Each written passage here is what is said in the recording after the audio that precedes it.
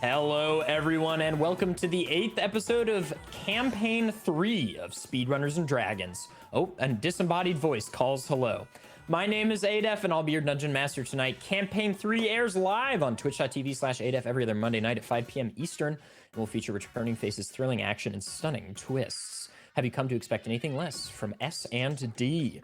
Joining us for Campaign 3, as always, are Kung Fu Fruit Cut Patty, the Blacktastic Dangers, and Danny B. On to our recap, players. Also, I am still a little bit under the weather, so that means two things. First thing, I'm going to be coughing all the time. But second thing, I can do deeper voices than normal, so that's pretty cool. So, you know, pros and cons. I'm okay. I don't feel the need to prove myself and then make a fool of myself. Deep. I love it. Last time on Speedrunners and Dragons. Oh, there it is. Nailed it. Nailed it. Our heroes awoke to heightened brink abilities and a balanced breakfast. Then, at a high-end auction and gala uptown, Lexi and Chance, under the nickname of Charles, did a deal with an oddities broker to acquire an item intended for sale to Gillian and Riley. In the that was the ensuing name I came up with. yeah, Charles, or Chuck, for those who know him well. Oh my god. In the ensuing chase and combat that followed the party's discovery at the gala by the G Squad, many Brink shenanigans came into play as we saw countless many Brink abilities being activated at once. Kyoko, while being thrown off the roof of the building by Rusty inside Kevin's mind and body, with Kevin's Brink active, activated her own Brink, White Elephant Gift Exchange, which caused everyone's Brinks to get jumbled around. It was all very confusing, but this much was very clear. Dr. Rel reappeared in the height of the battle between Gillian in the Colonel's body and some of our crew. She exclaimed that they didn't need the device as she'd already solved the missing parts of the machine. Gillian and crew retreated into the night with Rel, and our heroes went the opposite way with great uncertainty as to the future of our world. Was Dr. Rel telling the truth? Is Calegrio, a timeless, evil, brink-devouring entity's arrival imminent? Welcome to episode 8 of Campaign 3 of Speedrunners and Dragons. We're here. We're back. We're doing it. Danny and Bobby, thank you for the resubs. Appreciate it. Please do not die. Yeah, don't die. It's just please. a One more resub. sub and I die on stream. No, I'm on it. Oh, Whoa. yeah, let's go! No! Oh, shit. Oops, that was Who killed him? No! I hit the button right. Just as an aside, just because this benefits all of us, it is September, so during this very September edition of Speedrunners and Dragons, you can definitely drop them resubs. Okay, for what our is boy this? Adef here. Bro, what is this boost train thing? Did you get this email? Did anybody else get this email? No, I didn't. I have not seen this. Yeah, All right, okay. this Come is- with the combined contribution of 14 something. Get discovered Okay. with boost. So like it's like So- a hype train. They mixed the Yeah, boost thing yes. with a hype train. Okay, so this is not going to be important for anyone watching on YouTube because you can't see the chat. But apparently, you know how they have like an A-B schedule for rollouts to partners? Always. So I'm on the rollout team for this, I guess. It's ADF. And I got the email like an hour ago. Apparently, boosting is now a part of hype trains. So if you fill like a hype train level, you get boosted also. Neat. So Yeah. all Boosting right. means like you appear higher in the. Yo, the so yeah, let's recommendations. let's get more people in here because y'all are definitely hyped for this D&D session. S&D Yeah, session. let's get some emoticons in the chat room and let's get this show on the road. Thank Let's you for go. the hype train. It does not seem to want to advance to level 2 at all, which is Level interesting. 1 unlocks 300 recommendations. Interesting. Did it Yeah, I don't know. appear on 300 people's page? I guess. I don't know, or Higher it gets than usual? emailed to 300 Russian bots, which True. could be exciting. Give it up for for Twitch, us. everybody. Give it up for Twitch. Killing it. Always killing it. Always killing it. That's you a double entendre, my a friend. a feature that I'd like to Hey, see that Bobby feels gets it. that feels simple. That feels very simple. Why is Killing it that when you respond to why is it that when you respond to a thread, it only shows the topmost message of the thread? So in you're the talking to So you're yourself? talking to yourself? Quit It's talking so to yourself. stupid. Quit talking to yourself. It's Quit talking to so yourself. stupid. Quit talking to yourself. I'll post a message and then 20 messages later, it'll look like I'm replying to myself saying, "Go off, King." And I'm like, that's not me. Like, You can solve that problem by just never typing the words "go off, king." Though. well, as an example, I'm not sure I've ever myself typed that, but you know, it's an example of something I might say. Oh, I'm right. sure. Just a hyperbole. You just kind of came up with it on the spot. That definitely didn't come from something that already. No, definitely Can not. somebody cheer like a 1 bit or something and see if it pushes it over? I'm really curious if it's just like stuck forever. You know, I don't actually know which is worse. That thing that you're describing where you talk to yourself, or the fact that sometimes I like click on the chat box to type something and it just straight up disappears. That does not happen to me. That happens to a lot of people in my community, and it's like, I can't chat. They have to like refresh their page, and sometimes it just happens again. Like, okay, that's cool. Good job, Twitch. Word. Well, it looks like this boost train thing has completely broken hype trains, so pog. All right, so everybody. Congrats on your 300 recommendations, Clay. Thank you so much. Thank you so much. All right, thanks for the 20 gifted, bro. Sauce. Whoa. Let's go Dang. level 1. Let's go Let's go level 1. Let's go level 1. Boost. It went. Oh, it went. It did go. So, okay, guys, now you know. 800 recommendations. Wait, I don't Dang. understand what's happening. You've been recommended 800 times. Now it's at level 5. Numbers go up, Adef. Steam. That's gonna get 1 impression. That's gonna get 1 impression. 1 click. All right, well, Welcome. whatever. Anyway, all right, so as you all left the scene of the battle, Lexi and Chance sort of went northwest towards a van that picked them up. Everybody else kind of went south. But you've all regrouped now, we'll say, at Hargrove headquarters. And the mood is a little tense. It's weird, right? Because you accomplished your goal. I mean, you recovered the object, you kept it out of evil hands, but now Dr. Rel has reemerged, and maybe she's figured out some other way for them to accomplish their goal. So you're all together sort of standing in the, you're sitting in a conference room all together. And, you know, the mood is a little tense, a little uneasy, and it's kind of silent. And Jameson just kind of looks around the room and he's like, do we believe what she said?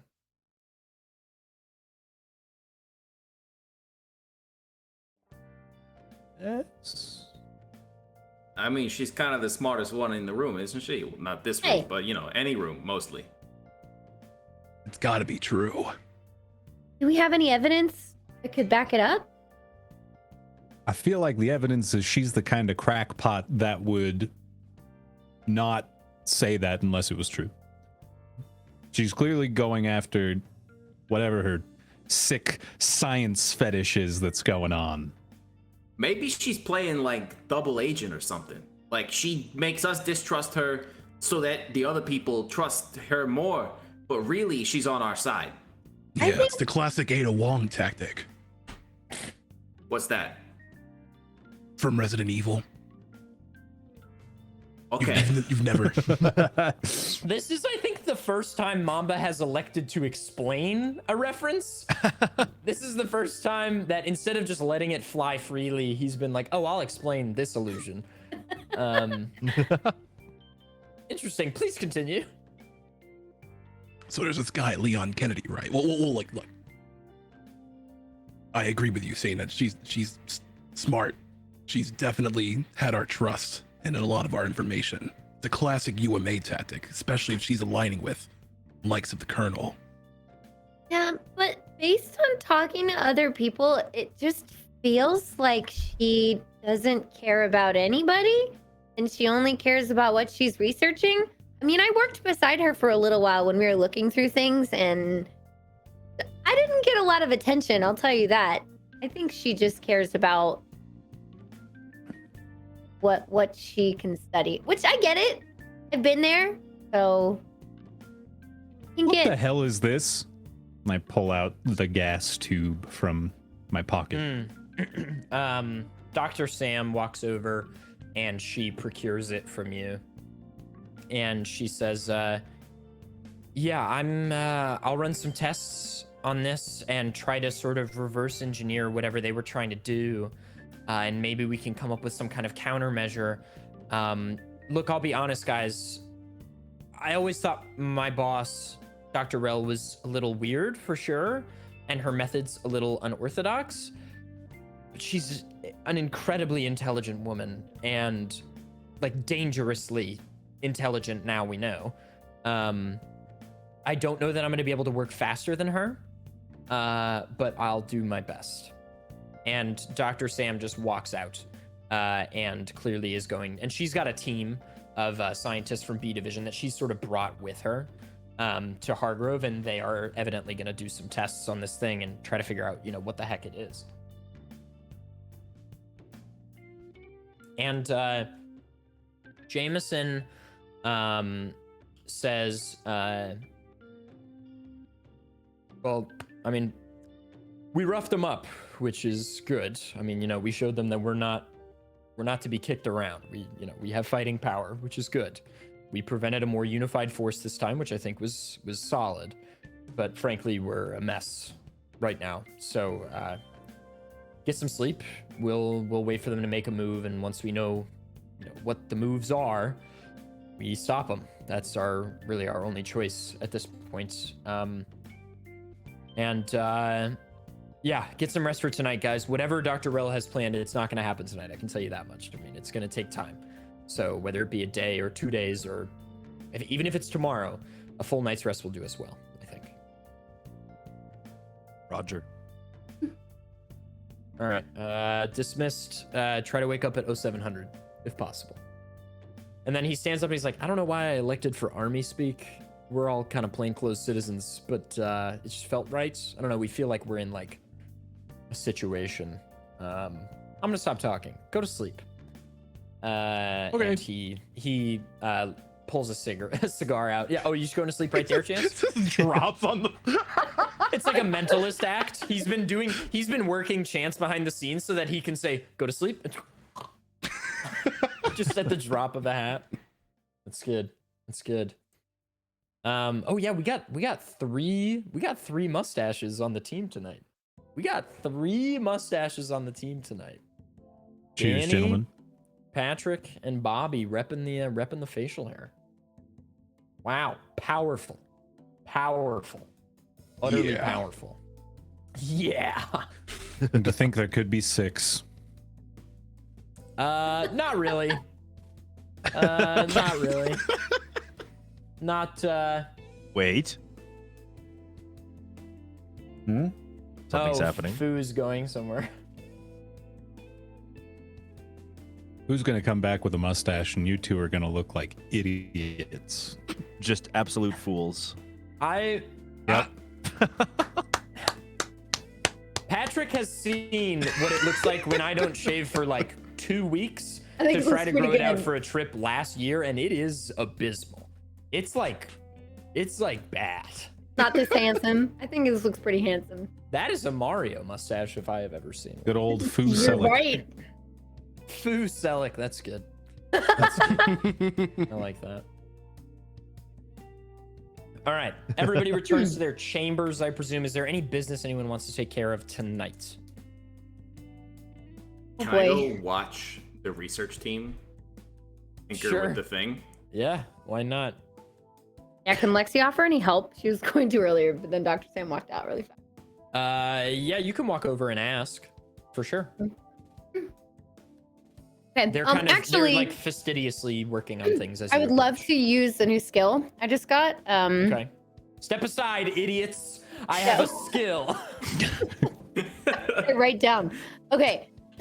as long as I can get half an hour at least to research a skill, like basically if I research something related to a certain skill of mine, I can use a bonus to my proficiency bonus to a skill check around that skill. So I just want to use it in relation to the machine. Okay. Whatever skill would I believe we substituted arcane for science. Didn't we do Yeah. that? Uh-huh. So the arcana check will be the most relevant. Okay. It's also a little bit Arcana in the natural sense too. Yeah, fair. Fair. Okay. Is it And we Arcana are- or Arcana? I believe it is Arcana, but I don't know. I don't think Okay, this is cool. a word that gets said outside of fiction very often. Yeah, true. Okay, cool. So if I get 30 minutes, if I'm doing anything with the machine in the future, I should have a proficiency bonus on the roll. Cool. Word. Yeah, you can handle the part for Yeah, a there's half hour. Just if you'd like. researching it. However, yeah, if Yeah. there's anything, Dr. Sam has some some papers for you to ruminate upon. would you say that there's anything worth like to glean over with that? She likens the object, and Polly, is there anything you'd like to be listening for while I do this No, in- if there's yeah, I like if figured. there's like a pane of glass, I'm just gonna be like plastered against it, staring. That's what I imagined. Yeah. Like you're watching mice and like the little thing at like a PetSmart. Yeah. Okay. Dr. Sam says that the closest she can liken the object to, at least in her experience, she's like, yeah, it appears to be. I mean, the closest thing I can think of is like a sort of filament tube, or perhaps even like a Geiger-Miller tube, which is the tube used in Geiger-Miller counters, or a Geiger counter, which use cascading ionization in order to pick up radiation signals. Right. And so, I mean, that's the closest thing of like wires with latent noble gas. I wonder if it's almost in this case. Then it would be, instead of typical radiation, this is used to almost measure the brink energy coming in. That certainly feels like a possibility. Yeah, That's that was not a gonna be bad my idea. guess too. That's exactly what I was gonna say. Are you yelling that through the Yeah. yeah? It's like slobbering on the glass. Sliding down it slowly. No, he breathes mist onto it and then draws a heart. Yeah. A heart, not a exactly. dick. I thought for sure. I don't know. I'm not him. He can do whatever he wants. He writes like "good job," but he writes it for himself, so it's Yeah, so it's backwards. backwards. And she says, "Great. Well, we'll try that. We'll run some tests with that. And we'll let you know." Okay. And she said, "We're gonna work into the late hours of the night. We're probably gonna stay up all night, honestly, because you guys did the heavy lifting. Now it's time for us to do our job." Yeah, I'll need some sleep. She'll head off to bed. You are a teenager, she says. It's like, from what I'm not a sleep scientist. I'm just a scientist. Also, yeah. But she's like, I think teenagers need 8+ hours. So, you know. Anyway, she just turns back around, and I think that's me, Clay. I think a lot of my segues out of conversations in D&D are just me being like, anyway, and then I segue to the next thing. I'm over the course of 3 seasons doing this recorded, I've just picked up on all these idiosyncrasies that for some reason, once I became aware of them, happen more now. Huh? Maybe it's confirmation bias. I don't know. Yeah, just gonna get some tea and head to sleep. I mean, to your credit, segues out of conversations are the worst. You know, you can be like, okay, see ya, and then you both walk the same direction. Like, it just happens in real life all the time. That's A friend true. who used to write papers when he was young, and he would just end it with, "And that's the end." That's kind of delightful, Are actually. you allowed to finish essays like that? I want to go back and reread some of the essays I'm proudest of and just plop "and that's the end" at the end of it and reread it and see how it feels. You're welcome. That's wonderful. This is what we're all dreaming about right now. Having a And that's all the collective shit I have to dream. say about that. And that's why I think the rise of the proletariat in the French Revolution was an important step towards cultural change. J'accuse! Anyway, fuck off. All right, so you all sleep a delightful, dreamless sleep. And long rest, brink slots, health, all that jazz, everything's back. And when you wake up, Every time I hear all that jazz, I think of like the Chicago musical. And all that jazz. You know, Come on, babe, we're gonna hit the town. John C. Reilly won an Oscar for his performance in that film. Oh, Right? Didn't he win Best Supporting Actor for that? don't remember that. John C. Reilly's in Chicago? Am I thinking of Chicago? Or am I thinking no? That's Chicago. Isn't that Cellophane Man? Isn't that song's in Chicago? Right? I haven't seen it in so long. I honestly couldn't John C. tell Reilly Oscar, because I see him do like Steve Brule, and then I remember he's won an Oscar. Oh, which is my favorite role of his ever. I saw him sing in person a couple of weeks ago. A Wow. long story. Anyway, somebody look up if John C. Reilly has an Oscar or if I'm constructing this from my mind. Okay. When you wake up at 0700, as it were, and convene with the team, Jameson and Dr. Sam are poring over documents and things. And, well, firstly, the first thing that happens, of course, is you are awoken at 6:30, 6:45 Lyle by here. Lyle. And there's no knock at the door. This for each of you. There's no knock at the door.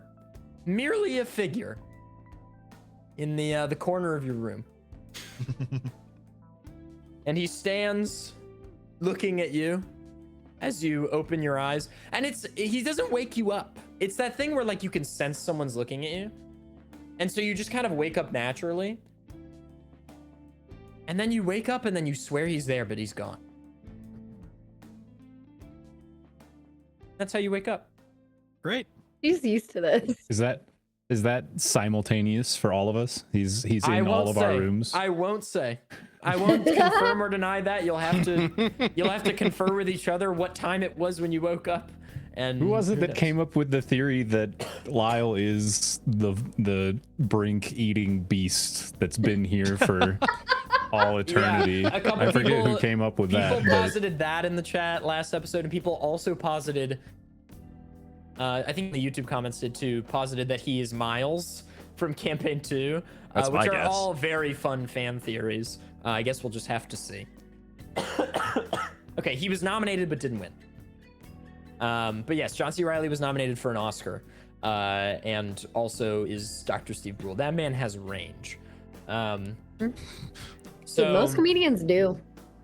it's true. Within them, there's also I just think A of great John C. darkness. Reilly with big fuzzy hair doing. going. You want to learn about space? You gotta learn that solar system. You want to learn about the solar system? You gotta listen to me right now.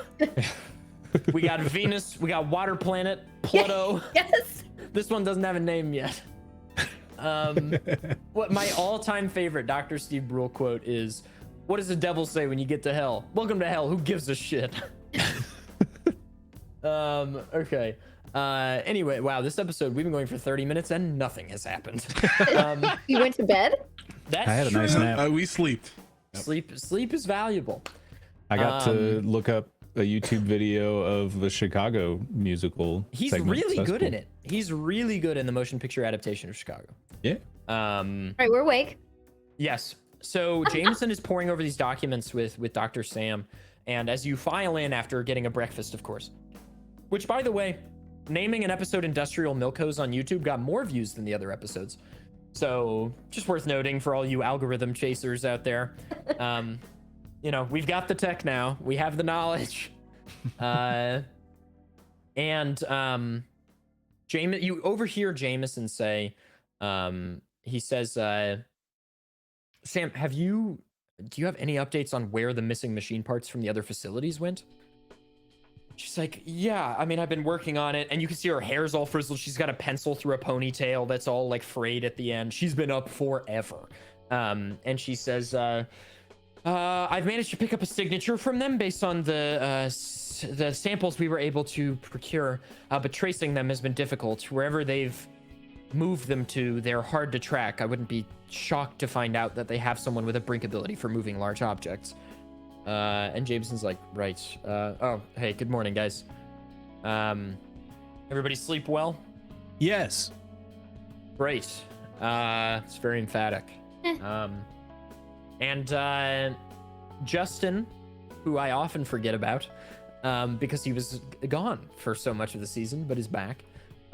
He is he is looking out of one of the windows overlooking the street, and he's looking up at the sky because, you know, he's weather boy. And the weather outside is cloudy, and I need to see what that does. Justin.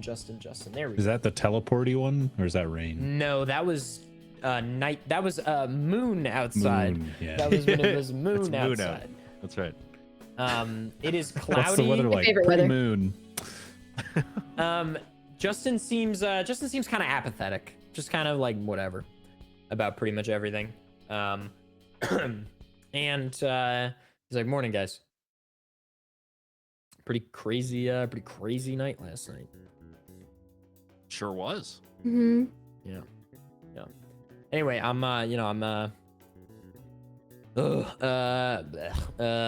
happy to be working with you guys again. So there, I said it. Jesus Christ. And he's just got this like big teenager vibe, where it's like it was very hard for him to. He's acting his age for once, because he's like 16, and he just turns back to the window and he like pulls out his phone and he's just like doing whatever.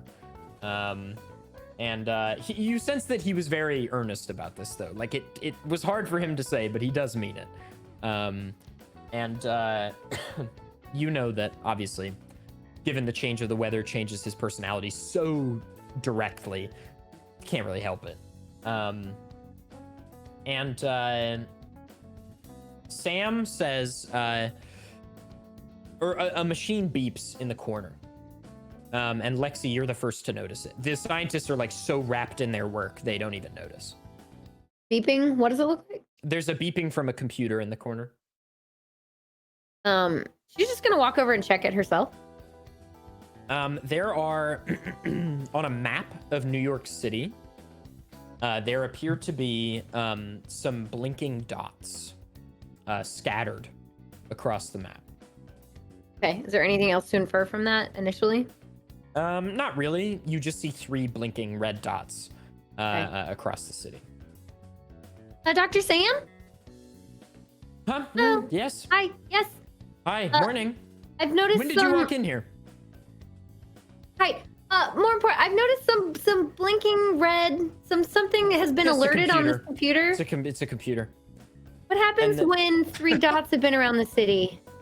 Excuse me? There's 3 dots showing up on this map. Is that important? Oh, You and need then coffee? she walks over and she sits down at the Lexi like snap for a while and be like, "Wow, coffee." he's there. And Of course he is. And he's already got the coffee in hand and he's holding it like this above his head. And he goes like this and like shimmies it down and goes, "Here comes the airplane," and just starts shoveling it into Sam's mouth. And she just like, while she's typing, just like, it's just like taking the coffee. And then he's like, "All right, anybody want anything else?" Thank you, Lyle. Yeah, to never see you again. Whoa, what a put down. And then he runs away. Oh my goodness. Oh man. And yeah, that guy. Dr. Sam is at the computer and she says, okay, we've got our signatures. Will's satellites have picked up signatures on 3 of the machine parts. Can we get eyes on him somehow to see if... Stop dying. Stop it. DM, are you drowning? I wanted to happen where I would cough the last cough and then I'd disappear. But it didn't happen. Oh, too bad. Just tough. There's this Next video. time. Somebody made an edit of Tom Scott.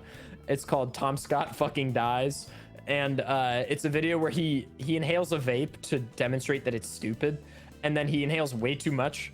And he coughs. And someone made it so that when he coughs, he disappears. And it is the funniest fucking video. I'm gonna pull it up while I answer whoever just asked a question. Yeah, that whole vibe, that whole like, even just like the dude who does this and then starts disappearing. I don't know why that like meme gets me so much. Oh, but, the deuces. Yeah. Here it is. This video is utter perfection. Everybody watch that right now. If you're on YouTube, just look up Tom Scott dies. That was it. I thought it would be like more involved and it was not. Bobby's down, Bye. dude. The Bobby's down. reverb, like the Yeah, echo that's the is- best part. Is That was the it. cherry on top. That got me. All right. It's Mamma Mia. So she pulls out. Oh, she prints. my question. Yeah, I what's your remember. question? Well, Lexi's trying to ask, is there any way to get eyes on any of the locations where we're inevitably sent out there to go try to recover pieces or anything? She's like, that's a good point. And she's like, yeah, I'm sure we can figure that out somehow. Yeah.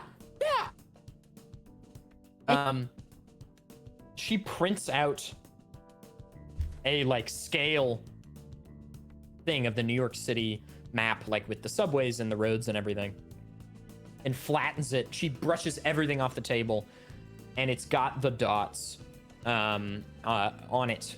And she said they're not moving right now, but we've just picked up a trace, so maybe they just got to these locations, or maybe they just exited a building or something.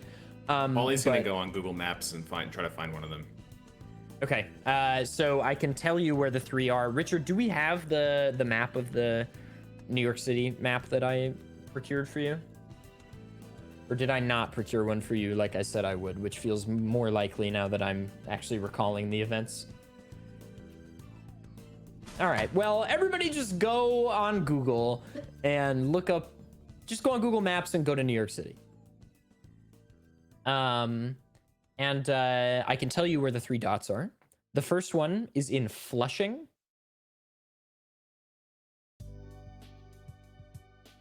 Which is a neighborhood. Is Flushing in Queens. Queens or Brooklyn? It's Queens. Queens. Yeah. And then there is another one at the Verrazano Narrows, like Verrazano Narrows Bridge area. And then the third one is at Highbridge Park.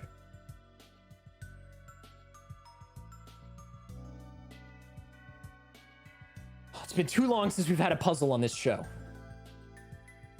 And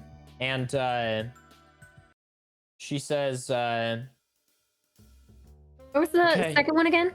Sorry. the Verrazano Verrazano Narrows. Narrows Bridge, which is VEREZZANO -Narrows Bridge. Got it. And she says, I don't really know how, but now looking at the history, it looks like maybe they're like reappearing and then moving and disappearing and reappearing somewhere. I'm not really sure what's going on. And the third one was? The Highbridge Park.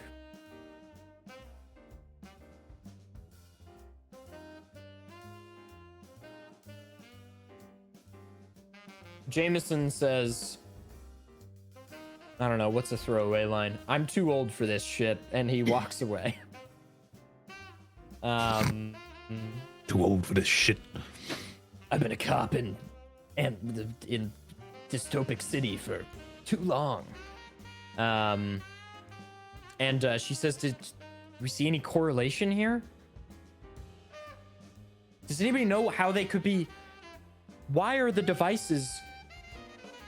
They appear on the satellite and then they move a little bit off satellite and then they reappear and they stop for a while.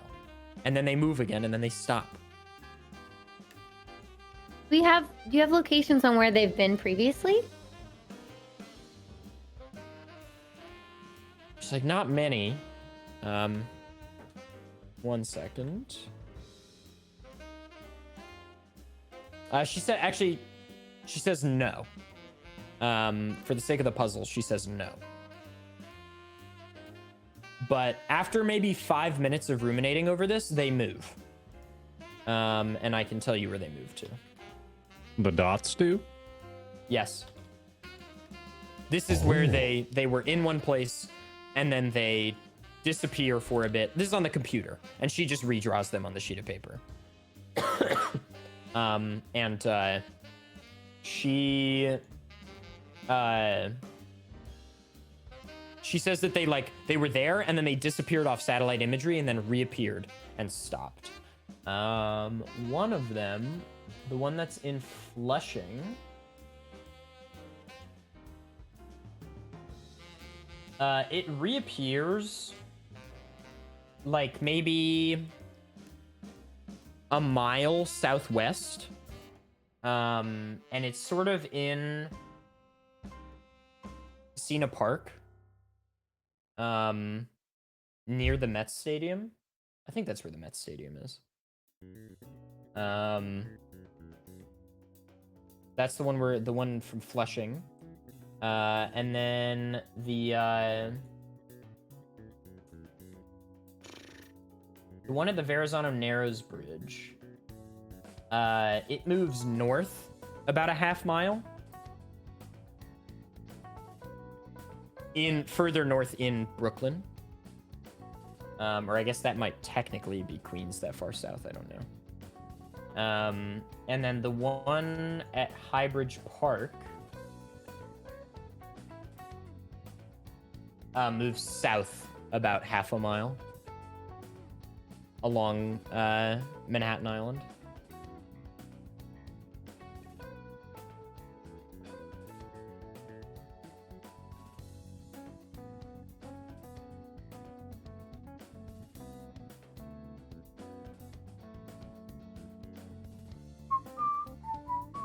I don't want Polly to come up with a solution. No, if Grum was allowed to come up with solutions in campaign That's 1, fair. Polly can come up with solutions. Plus, if you have it, which I think that you probably do, Danny. At least, wait, I It don't. kind of looks like they're all kind of going to the same spot on the east side somewhere. Yeah, I couldn't keep up with the with moving location.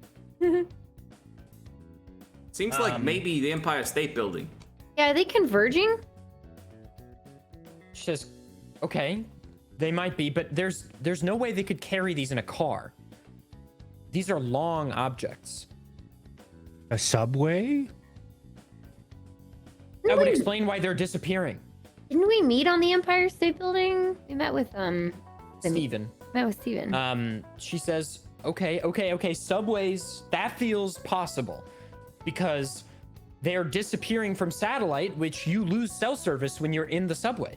But when you make it to the stops, cell service reappears.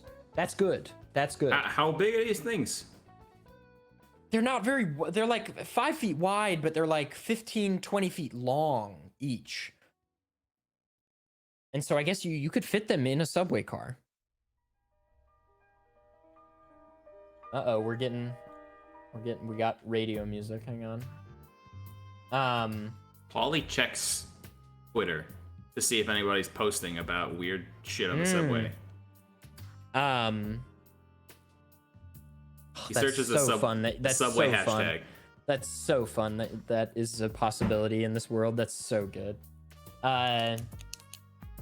You see a guy tweeting, and it's like, what, 8 a.m. right now? And it says, on the one express southbound right now, some fucking psycho brought on a big metal object. Hashtag only in NYC, hashtag subway. Is there a picture or just a tweet? Yeah, there's a picture, and it's a selfie of him and the object, and he's like, and he's holding a Dunkin' cup, obviously. Yeah. I show this to Dr. Sam. I'm like, is this what it looks like? Sam's like, oh, he's kind of cute. The thing, behind him a little bit What if she goes, oh no, I was talking about the machine. No, she goes, oh, that's definitely at 100%. Okay, so we know one of them is on the one line. Okay, that'd be the Highbridge Park one. So it must have been at maybe 207th Street or 191st Street station. Okay, so if the other ones are on subway cars, the question is, what lines are they on? I don't know. I think probably the yellow line, like maybe the E train or something for the one that's in Flushing. Well, it's in Flushing. Well, not probably the 7 train. I think it's the 7. I think it's the 7 because the 7 is far north enough to be in Flushing. Okay, so if they're heading west on the 7 and the other one is heading south on the 1, what's the third line? I think it's the R train. The R, that is at the Verrazano Narrows. Okay, and Yeah, if they're I got a cousin that lives down there. I take the train down there. It's a real pain in the ass going that far south. Yeah, and then you're also near all the Staten Islanders and... Nobody likes Staten Island. Lexi can't help. Oh, we're fans of Staten Island on the show. I'm a fan of Staten Island in real life, but it gets a bad rap. Okay, so the R line, the 1 line, and the 7, do they converge anywhere? Yes. Chance, would you like to elaborate on that discovery Nope. you've just made? Okay. Are you sure? Yeah, I have no idea. Oh, okay. I Yes, just you know I they think do. it's probably Penn Station. Do they Underneath converge at Penn the Station? I think so. The DM doesn't know. I don't think so. They're connected underground anyway. The 1 goes through Penn Station for sure. I will say there is definitely a subway Times Square. stop. It's Times Square. Yeah. I was like, there is a subway stop where only these three It's only trains- one step apart. Those two. Yeah, fair. Chance She- grew up in Ohio. Lexi doesn't take the subway. Right, of course she doesn't. Rusty is a rat. only one that fucking lives in this city. Like a Yeah, puzzle, I a puzzle should've- for all of you, but it's really just for Danny. Well, I should have provided the map. That was my bad. Chalk it up to the fact that I've been bedridden for 2 days. No no, excuses. no, that is no excuse. You said you wrote this episode like weeks. I Wow. maybe Damn. did that, but I didn't Live procure the receipts. assets. I Anyway. don't know what to say. Ladies and gentlemen, the DM is dead. There has been a murder. He coughed. Yeah, the cough. Oh. Oh my god. I keep wanting one cough to come out and I evaporate, but it still doesn't happen. Maybe it'll happen by the end of the night. If somebody can make that edit, my god, I'm gonna. Yeah, just do that real quick. Oh my god. Okay. Wait, what? That was instantaneous. that's funny. If I someone see. is here, I'll give you a clean plate. If you want to do this edit, I'll give you a clean plate of the background so you don't have to roto me and do a background reconstruction.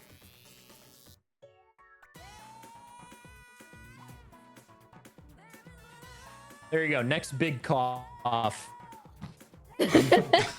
you screen record or make a clip. Anyway. Okay, so she's like, all right, so it's converging at Times Square.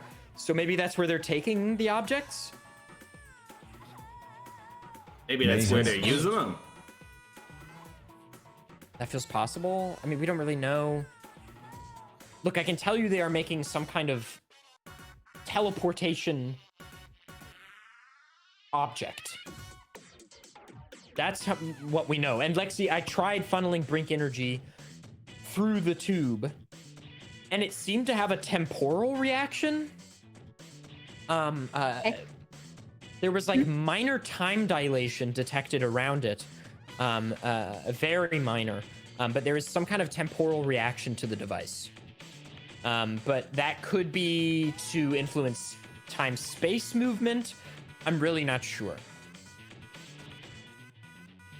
I know this really great Japanese joint down the street. We could take it. We could ask them about the tempura.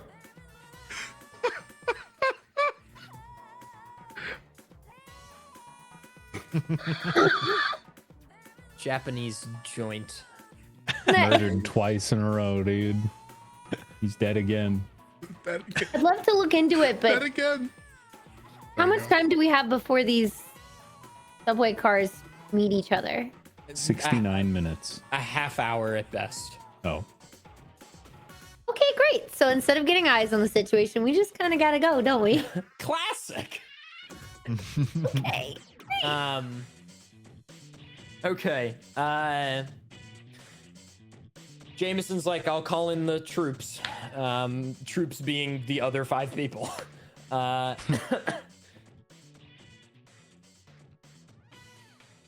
You guys. We either stop them here, or I don't know. To be honest. Should we maybe bring the thing we spent $50 million on? I don't think that's a good idea. Jameson says, and Dr. Sam's like, yeah, I feel like keeping it away from them was the whole reason we bought it. Yeah, but they already know a way they don't even have to use it. Maybe So if then we we'll- could use it. Dr. Sam's like, I can't argue with that logic. I guess, sure. Polly, do you want to hold the $30 million? We also don't want to make it even easier if they haven't finished whatever they have to do. Yeah, but what And, if, like, at the last second, we figure out exactly what it's for, and then we could use it to, like, blow up their whole thing? And Jameson chimes in and is like, I don't want to be that guy, but a good chunk of my life savings is in that tube. And not literally, Polly. And I would like, it's a liquid asset. I would like, well, it's not, it's actually the exact opposite. It's a gaseous asset. I would like Are you us to- okay? No, I want to resell the object to someone for I understand. even 50%. Polly, the item is not available to use at this time. Let's go. Okay. Polly walks away with just such a sad.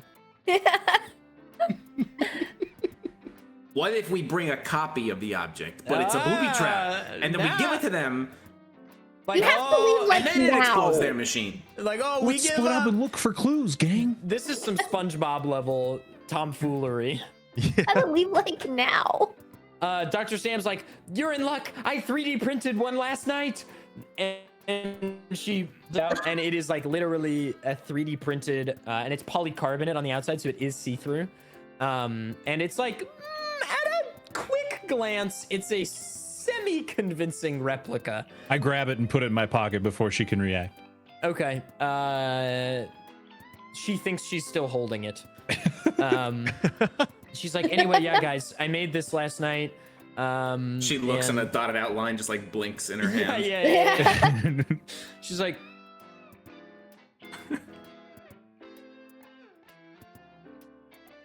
Lyle coffee.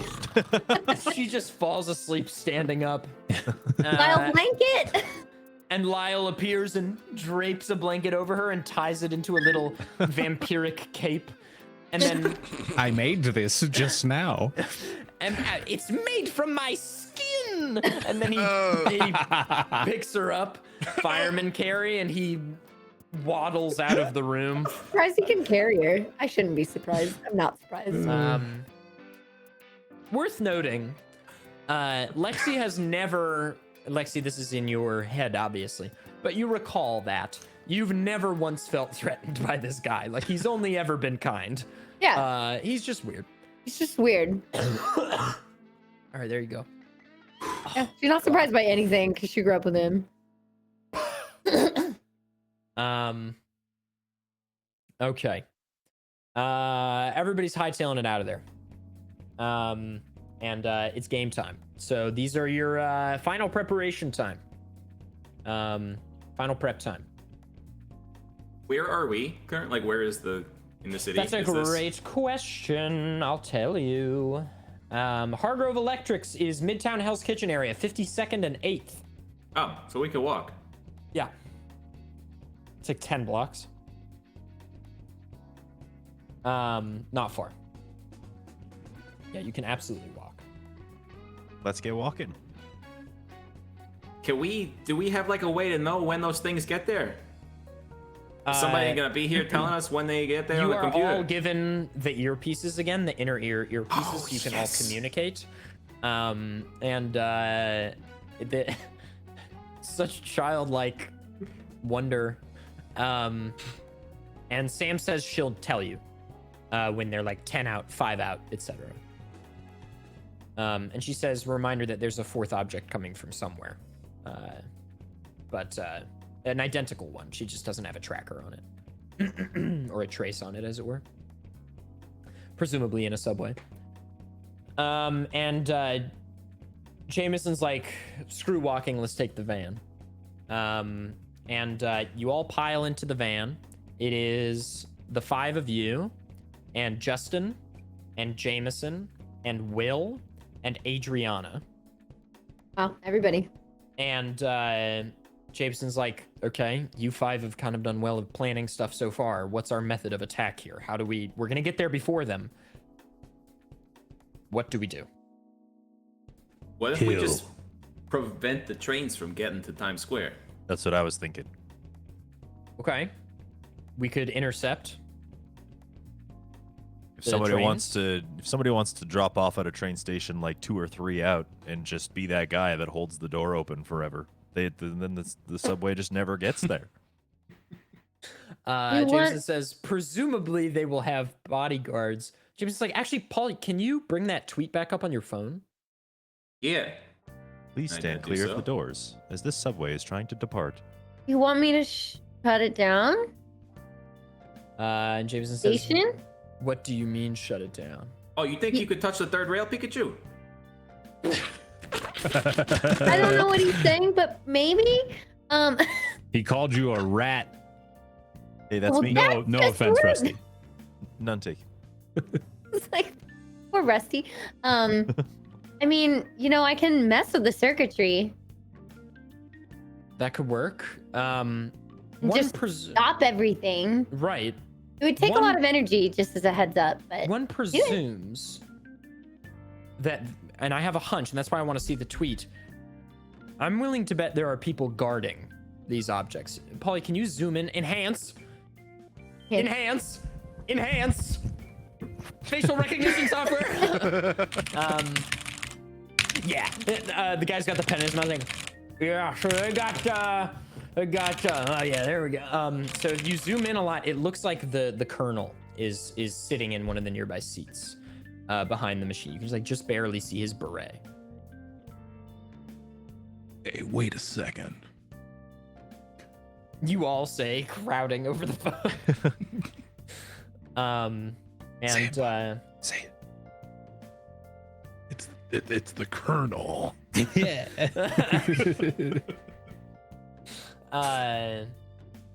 And Jameson's like, yeah, so we either face them in the subways or in Times Square altogether.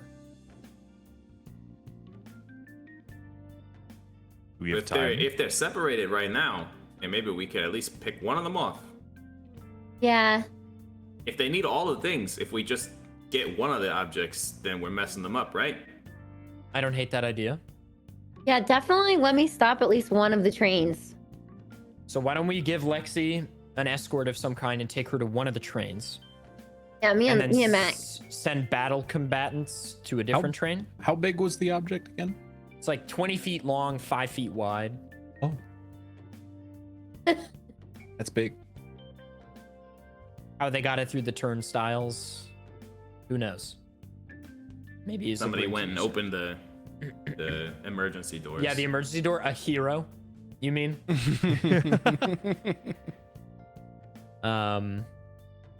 It is always morally correct to dunk on the MTA. Please don't find me. Yeah, so Jameson says, I like this idea.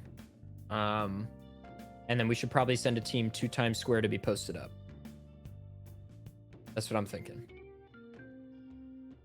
We know the colonel's on the 1. He's pretty strong. But if it's just him, I feel like a few of us could take him. Which train would be closest? That's a great question. The one train probably get there first. Coming down from I agree. upper Makes a lot Manhattan. of sense, yeah. Yeah, the one's definitely gonna get there first. The R will be there last. The 7 and the R will both be there around the same time. And also the 1 is the only one on the same island as you, or same borough. And the one is what the tweet said that the colonel was on. The tweet said it was on the one train. Yeah, correct. The only problem with doing the one first is that they would notice that it wasn't first arrival rather than holding up on the last arrival. That's true, but I feel like if we're gonna throw a wrench in their plans, it doesn't really matter when Yeah. that happens. Fair enough. Lexi, why don't you ride? We'll drop you off at a 7 or R station. Why don't you ride it a couple stops their direction and then wait for their train to arrive? Okay. That'll slow them down. I'm gonna shut down whatever I can to keep things stopped. Great. Wear a hoodie. Hide your face. Would anyone like to go Actually, a with? good idea, Chance. Would anyone like to go with Lexi? I'll join. Okay, great. We got Rusty and Lexi. Great. And you've got Max. Maybe you can convince them. Can Rusty only work with humans or animals, or do we not know?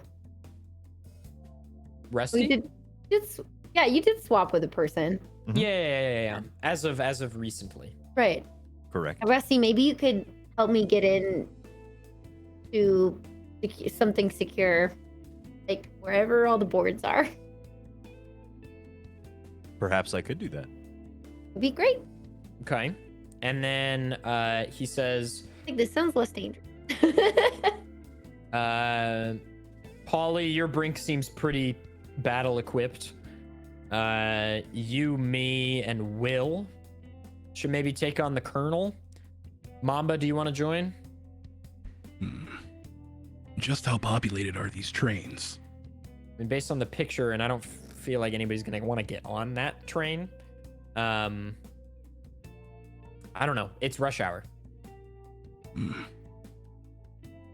Might cause an incredible commotion, especially with the Colonel. And then it dawns on Jameson. He's like, they're gonna open New York too. Of course they are. That must be how they got the objects onto the trains in the first place. Can we still? I can still mess with things even in Yeah. that state. Yeah. So that shouldn't be a problem, at least. No. But at least other people might not get hurt. Yeah. Because That for is them, good. they probably don't care about people getting hurt, but what they do care about is people getting in their way. He's like, okay, great. And then Justin, Will, Adriana, Chance, you guys go to Times Square. You got it. Okay, team. Worst case scenario, if shit hits the fan, meet up in Times Square. We'll try to post up on a rooftop, maybe, or maybe just in a corner store or something, a bodega, maybe. Maybe the M&M store. Is that a joke suggestion or a real suggestion, Polly? Why not? Why would they ever look in the M&M store for us? I guess that's true. All right, sure. I love M&Ms. Well, are Who they even doesn't? open? Are they open at 8 a.m.? You never got 8 a.m. M&Ms before. When 8 you're a.m. with and me, M&Ms? everywhere's open at 8 a.m. It's a good pickup line, Polly. Or Chance, That's- pardon me. Why? All right, everybody disperses. Lexi, you're dropped off at a 7 station heading eastbound. And you're with Rusty. And Polly and Mamba, do you want to fight the Colonel or nah? Yeah. All right, you, Polly, and Jameson are going to fight the Colonel, and Will and Adriana decided to go with Justin and Chance to Times Square. So we'll do Chance first. Chance, you're separate of your team. It's just you and Adriana and Justin and Will. Just Three four of us. NPCs. Three very capable people. But your gang isn't in tow. And you arrive at the closed M&M store. I feel like I'm usually in tow of my gang, to be honest. Fair. Here I am at the M&M store. Is it open? No. May I It's pick about the to be. lock? Yeah, roll sleight of hand, please. I don't know why I put my dice away. Seems like a silly decision. Yeah, they open at Confidence. 10 a.m. apparently. There you go. Oh, what time is That it? would be a 20. Yeah, I mean, the M&Ms are yours. The store is your plaything. They have What- these what giant is there tubes besides of all M&Ms? sorted M&Ms. I don't know. I've never been there. Danny, what does it look like? It's just big, colorful place, and they sell lots of things. And they have these giant, like 10-foot tall plastic tubes of all different color M&Ms that you could like open up like gumball machines, and the M&Ms just flow out. Let me ask you this, Mr. DM. Yeah. Can I put my pocket up to one of these tubes Yes. and just empty it? Yes. Okay. I would like to do that as many times as you will let me. We have not solidified, you and I would like you to make a decision now. Okay. And I'll confer with you on this. Whether or not the pocket goes to a physical realm, it can be separate of reality.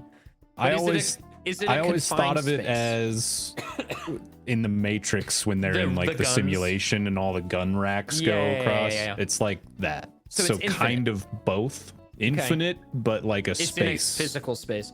Yeah. Then yeah, you can dump as many fucking M&Ms as you want. I'm just gonna empty all Which the colors, tubes though? into Oh, my all of them. pockets. Okay. But All of them. worth noting, they're all individual. So like you can't say like 1 million M&Ms and like a million M&Ms come shooting out. It's my new magical move. You have to be like M&Ms. you'd be like handful of M&Ms maybe. So I have essentially infinite Yeah, M&Ms. for all intents and purposes, infinite M&Ms of every color.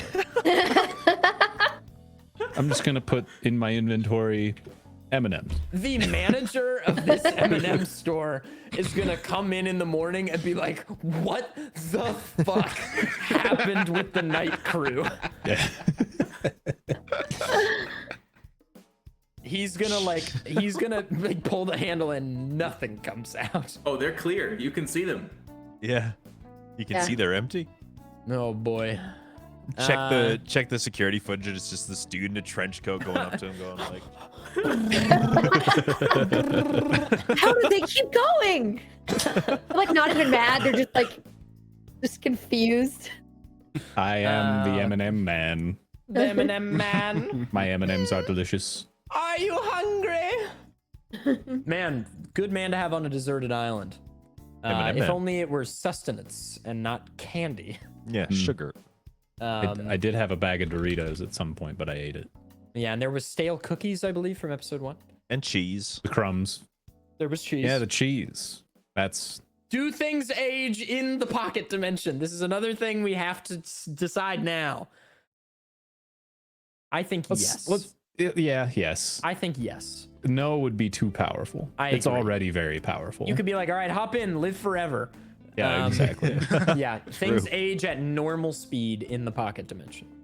But like objects don't like rust. Like metal objects won't rust Right. because there's no like, Hermetically sealed. yeah.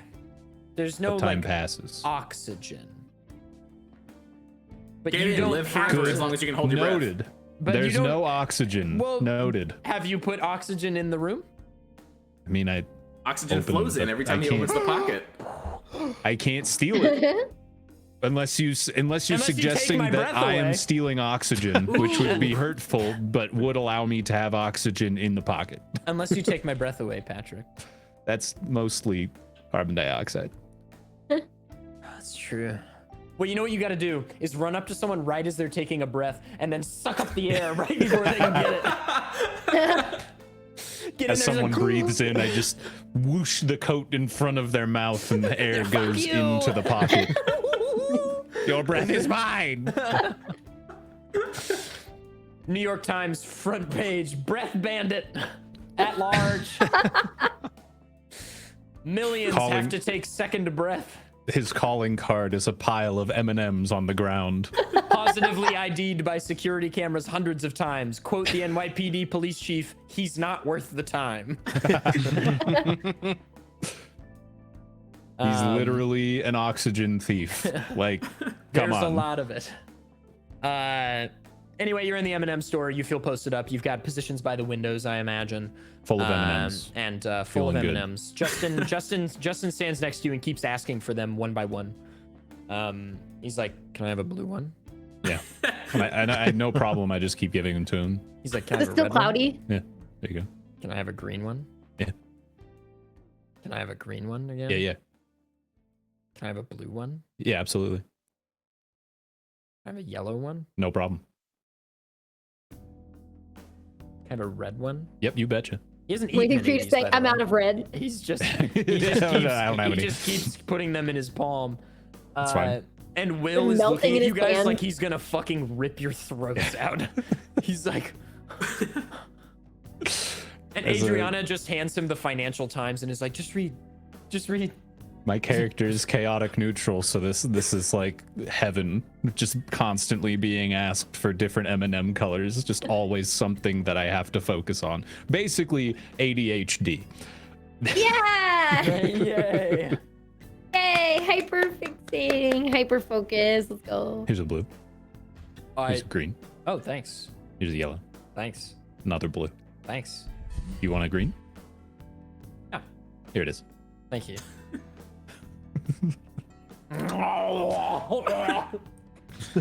Do you want that exact same sequence again? I would love that exact same Here we go. sequence again. Here's one. And two. Oh, you're not. Oh, come on. You're not even gonna try. I don't remember the first one you asked for. Neither do I, but it'd be impressive. What do you want? You expect me to do it? You can try, and then maybe the YouTube people will look at it and be like, "You got it." All right, we're not gonna do it. No. We cut to Lexi, who is with Rusty and getting off a train stop, you notice now that Facade's doorman has definitely been open. And Chance, you notice this too. Even at Already. 8 a.m., there are Good. always people in Times Square, at least like milling about, going to work, whatever. But there's nobody there. So it's empty. You're in New York too, for sure. And Lexi, you get off the train at a stop that feels relevant, a couple stops away from Times Square, perhaps. You and Rusty, please roll perception.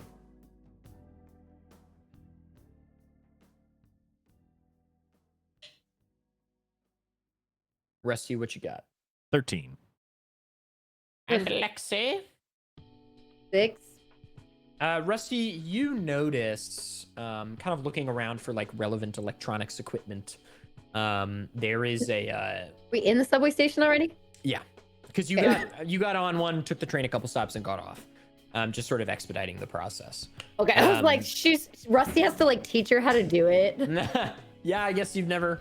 Like, You how had to do buy I- an MTA card from the fucking machine. And It's then- like, I don't know, I just see people put this thing in and I just whatever. honestly, aside, it is insanity that you cannot pay for New York City subways with your phone yet, or You a can. tap card.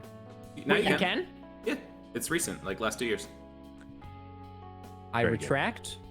Very good. Because I was in London last week and I never had to buy a thing. I just Apple paid Oh, every subway stop. It was that's magic. nice. Or Um, stupid cards you Valkyrie have to needs buy. that. they just added that in LA literally last week. I don't think they have that for BART yet.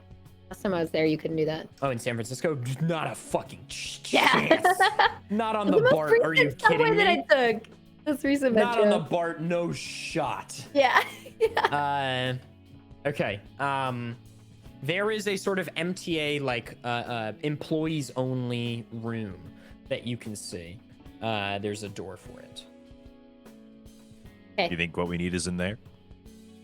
You know, I'm down to break whatever circuits I need to. Get everything as much stopped as possible. If we can hit more than one route, that would be great. Roger. All right. So with the door, is it like is it open? Like It's a lock? keypad lock. Okay.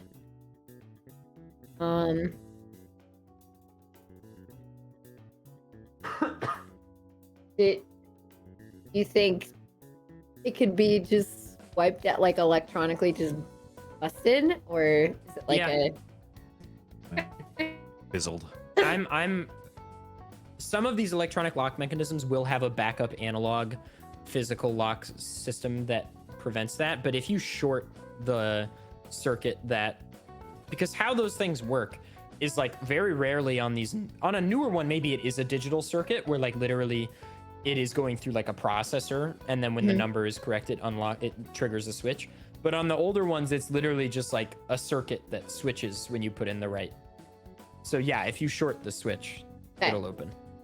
Gonna reach in her pocket. So Lexi's got a couple of fun toys in her pocket. But she's gonna reach in and just some phone batteries. Excuse me? Just some fun. She's a child. Sorry. Talking about this last episode. What's wrong with you? She's got like a phone charger. I will not answer that under any pretense. She's gonna charge up her. She's gonna like twist the bracelet and charge up a little of her brink with a phone battery, just enough so that she can get her fingers around the device and try to short it. Can you roll Arcana for me, please? Oh, this is it. I got with a bonus. I got a 22. Yeah. And the door swings open. I'll be using that on the machine. Well, I thought the proficiency bonus was for when you were doing stuff relevant to the machine. Oh, I mean, it's just with this. It's with a skill. I was just trying to. Well, you can hold off. I think logically it makes more sense to me if you want to wait to use the check on the machine. That's fine. Or you can use it now. It doesn't matter. Okay. Well, then I get a 19. So yeah. It still works. Yeah. And the door swings open. All right. And inside is a control room. And there is a monitor, like an old HP monitor with a shitty HP desktop. And you're like, oh my God, this runs the subway system. And the answer is yes. It's just moving train lines and like all that stuff, updating where everything is. And driver communications go through the system. Screwdriver time. If I change the dot on screen, the train will move. Yeah. All right. And there are monitors and stuff you can see. Yeah. Okay. Rusty, do you want to keep an eye out for any weird looking trains? And I will figure out which things I need to, I don't know, just short circuit. Great. Gotcha. While you analyze them, while Rusty looks, we're going to jump to the other squad. Cool. I'm going to restroom. You guys arrive at the 79th Street 1 station on the Upper West Side.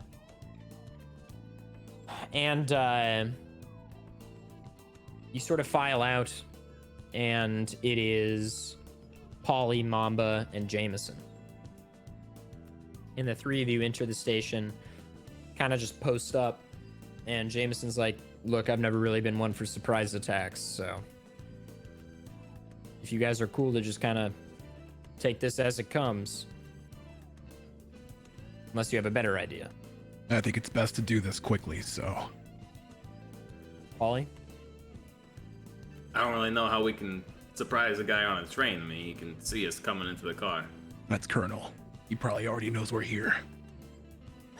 I love that. I love that you're like... I love Mamba being anxious about that. It's a good character choice. Jameson says, I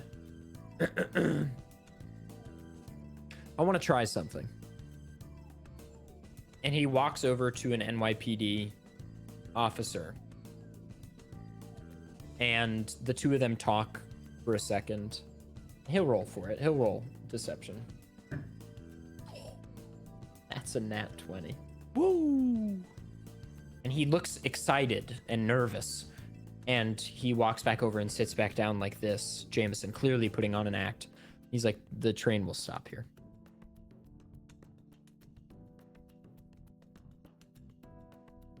Huh? It's going to stop here, at least for a couple minutes. We have a timetable. The next train arrives in, and he looks up at the little thing. He's like, southbound, it's in 5 minutes, and it'll stay for at least 5 minutes after that. How do you know that? I may or may not have told the NYPD officer that my brother just called me from the prior stop and said that there was a man attempting to stab people on the last car of the train. Aha. A cop finally willing to do something about that, huh? Amen.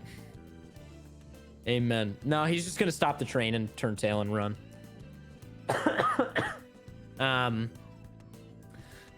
Yeah. Speaking so of he's last like, car, do we know which car they're in?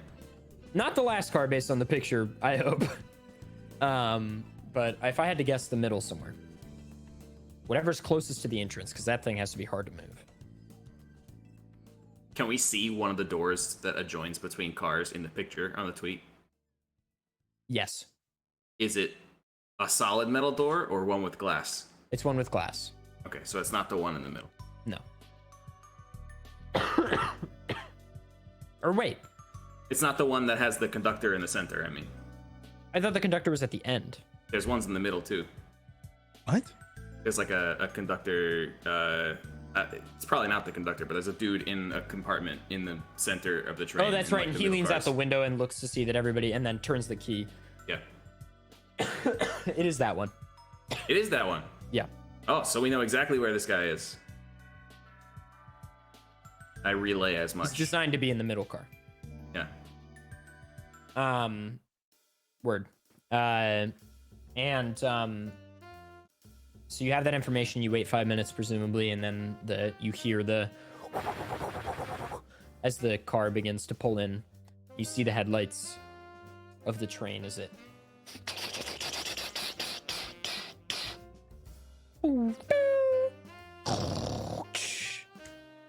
and then people start to file out, and then you see the cop point at someone and like a lever is pulled comically. The cop runs with another cop in tow down to the end of the train. So sorry. You see the colonel, and he looks up from whatever he's doing and locks eyes with Mamba. I'll just look at the gang, be like, see. Oh, it's go time already. All right. Mom is just gonna start walking toward him. Oh ho, you're approaching me? Well, I can't beat the shit out of you without getting closer. Can't use my CQC. Okay. Paulie, Mamba, roll initiative. This will be your initiative roll for the night.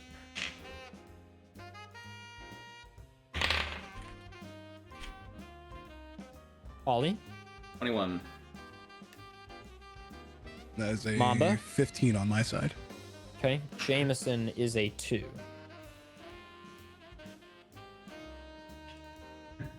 He's a 10, but he rolled a 2. And I'm Shut the fuck up. a little trick that was taught to me by another DM once was that only roll for all the enemies once. It just saves time. So every enemy is just one initiative roll. So I've got theirs. All right. Paulie, it's all you, baby. I'm gonna use my turn to communicate, I think. I'm gonna be like, hey, what's that? Pointing to the big thing. You're asking the colonel. Yeah. He says,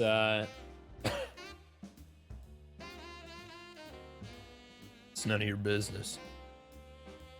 You know, I wanted to try to save your little friend, but she didn't want to be saved. She blew herself up. I wouldn't call us friends. Companion, teammate, I don't know. Means to an end. A colleague. Damn, all right, you're cold. That's one thing you got to learn about UMA. OMA, They're always for what it's about- worth, Bobby. OMA. Oh, that's right, OMA. My bad. No, you're good. You're good. I just want you to have it. But please continue. They're always about the means to an end. I was one of their products. Yeah, Do you Jameson's mean- like, hang on. What is this? You seem to have some kind of link with this guy, and you bring it up like all the time. What Like is Frank- this man to you? Something. I don't know. And quite frankly, I don't know anything about what the is going on here. That colonel, that man, is the only person I'm familiar with. And to only... He's kind of like, tries to compose himself a little bit. Yeah.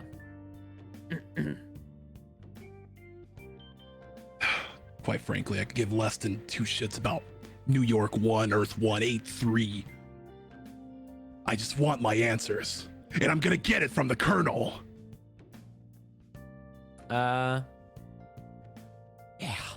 Yeah. Mamba, that's an inspiration point. Yeah. You have an inspiration point. Jameson's like, Jameson has no more answers than he entered the conversation with. But at the same time, Paulie, and I feel you feel this way, you know, me RPing Jameson and you RP, like, kind of feels like he understands everything as much as he's supposed to. You know what I mean?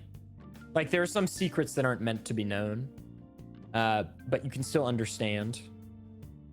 At least that's how Jameson feels. Paulie is more than welcome to press further, but Yeah, I don't understand a word you just said, buddy, but let's beat him up, okay? Yeah. Yeah. and the colonel says, you said I was cold. I assure you I'm red hot. Yeah, that was really lame, dude. And then he turns his bracelet. He's inches away from saying flame on.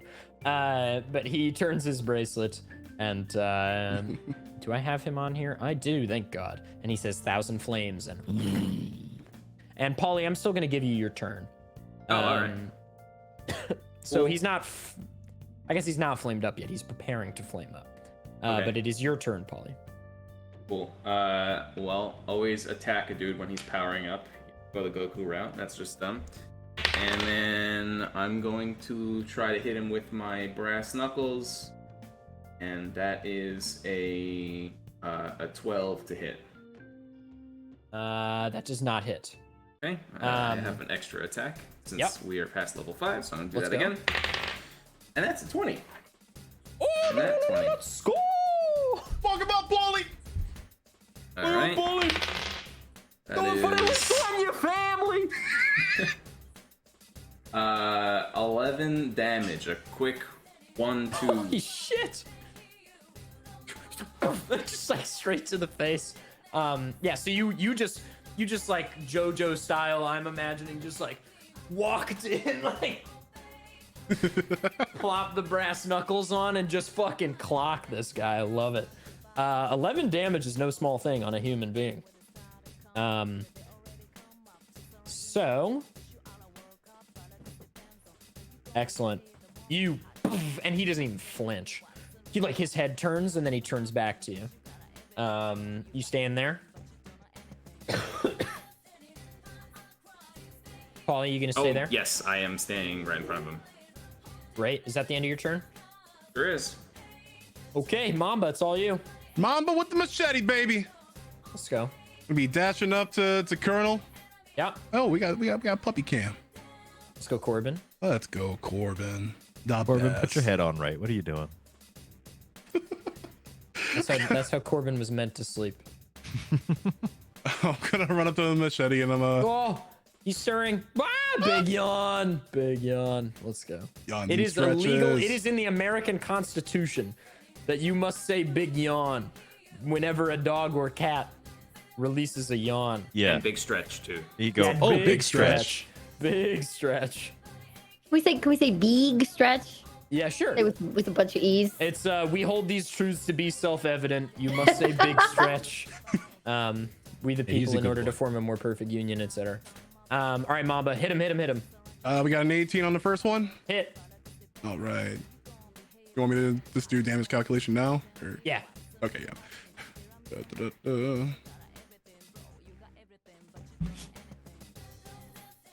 For 6 damage, I'm gonna swing at him again.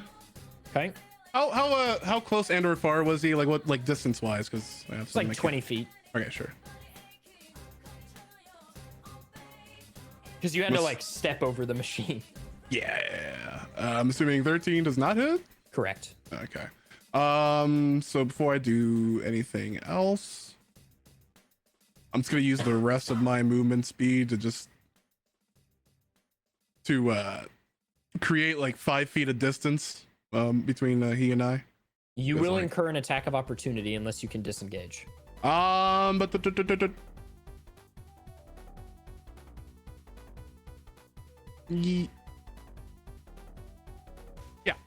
yeah, sure. Okay. You can roll that, but due to my evasive footwork, it's a disadvantage roll. Okay.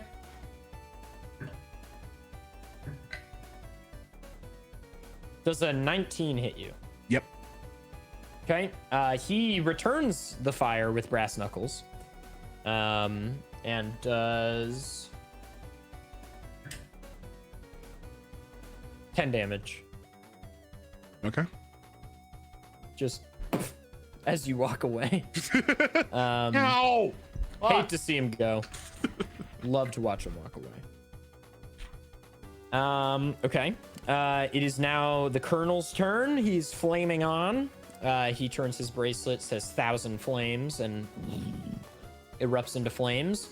And he's going to attempt to punch Danny in the face. Who's Danny? Polly. Polly, does a 22 hit you? Sure does.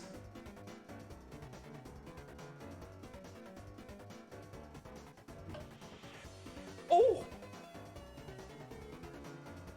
16. Is this 17. guy doing bludgeoning damage to me? Yes. It's a punch? Okay. It is reduced by my constitution. Well, you just tell me and I'll take care of it. 17, you said? Well, no. It was 16 without the fire and then 1 damage of fire damage. 16 bludgeoning damage, right? 16 bludgeoning, 1 fire All damage. right, yeah, so I take 13 out of Okay. 17. And then, of course, Bobby, can I hear the trademark phrase? Oh, with the multi attack? Yeah, there you go. Nailed it. And he is going to just punch you again. All right. Does a 20 hit you? Sure does. All right. The bludgeoning is 8. And the fire is 1 again. Okay. Like the part where he like Mamba's just like watching him getting pummeled, and he's like thinking to himself like, he's using the rock'em sock'em technique. This is OMA training. Learn this. He's back moving in so school. fast, I can barely even see him. I haven't seen that technique since I was back in the academy. A good one. Oh, but if I concentrate and think about my friends. That stupid handprint at the beginning of the damn series. Get him, Whatever. Yogs. Exodia, this card's useless. How did you beat my dinosaurs? Weemo! Yugi boy. Oh, every character in that show, you can't deny, has a very distinct voice. So good. So God, good. I went back and rewatched some of I rarely rewatch like my own stuff, but late last year, I did a donation incentive where I explained from memory as best I could the original series of Yu-Gi-Oh to my family from memory.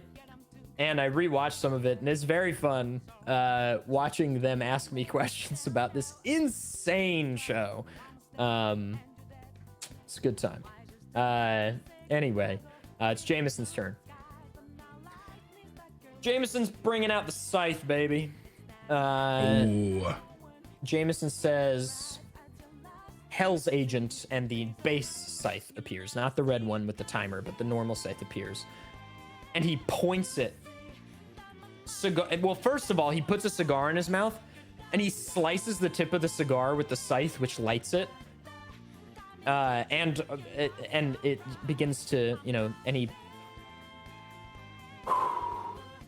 then he points the scythe at the colonel, and he says, "You're not even worth death's door, man." And then You see, Colonel, that's how you intimidate somebody.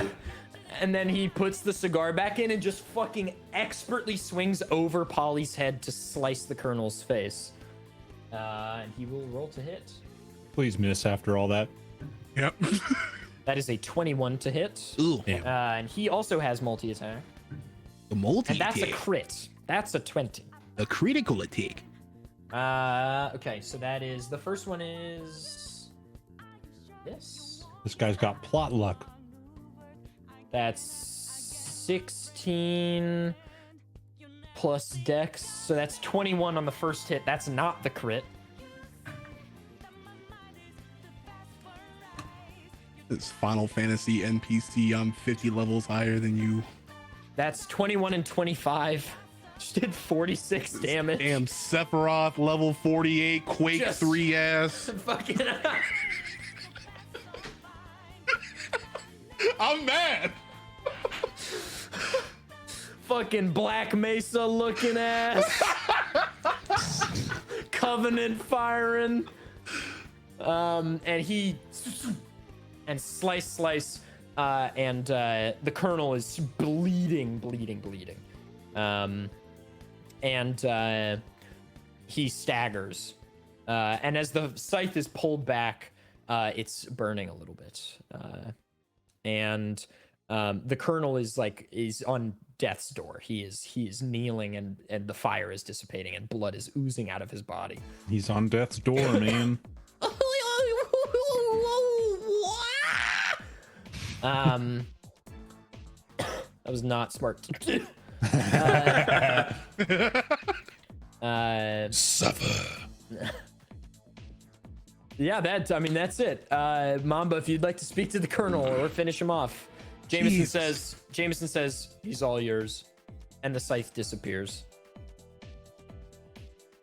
All right, Mama's gonna slowly walk up to him. I'm sure he's like kneeling or something, right? Yeah. So, Mama's gonna stand him up, pick him up like this. I don't know how he's doing it. Man, Colonel's a pretty big guy. He's doing it. Tell me everything. Who am I? Why are you here? You're not supposed to be here.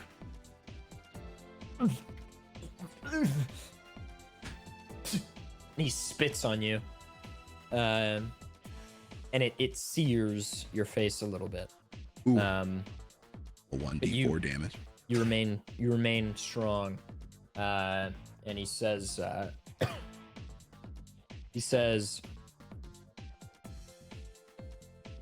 I don't know what your name was. I don't know what your past was. We recruited you into OMA, or rather, we took you into OMA because we knew you had the potential. And then you abandoned us. And then I saw maybe there was a way to make money and power outside of the OMA. And I followed suit. But not for cowardly reasons like you. You were a nobody before us. I knew who I was back then. Can you say the same of yourself? He's silent. Get him. he'll While Deep we're all sigh. chatty here, well, you want to tell us what that thing is? just gonna like lay the or put the body like towards Paulie and like answer him. His arms and legs flail as you. He's like, I don't know.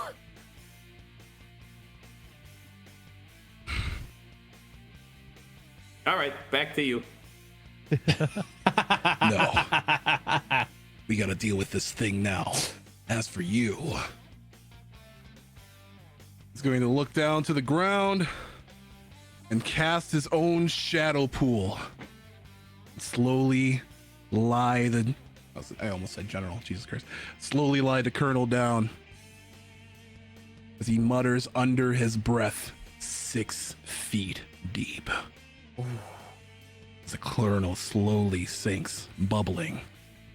The darkest quicksand that you could fathom. Thank you. As he sinks into the pocket of Mamba's room. To where he's, he's gonna be there for a while. He's gonna vibe. Fine. Is the dude who took the Twitter picture still in the car? He's been filming. No, you're into. Star! You're World into. Star! TikTok for you page. Yo, this guy's crazy, dog! Would his next tweet though be like, dude, where the fuck did they go? They just disappeared. He was on fire, and then he just was gone. Stop it. Stop. Genuinely what happened. Okay. They, as you began fighting, you didn't notice, but everybody else disappeared. So Facade's doorman has been opened. Gotcha. And as you're on the train, suddenly you hear, "Boo-doo. Stand clear of the closing doors, please."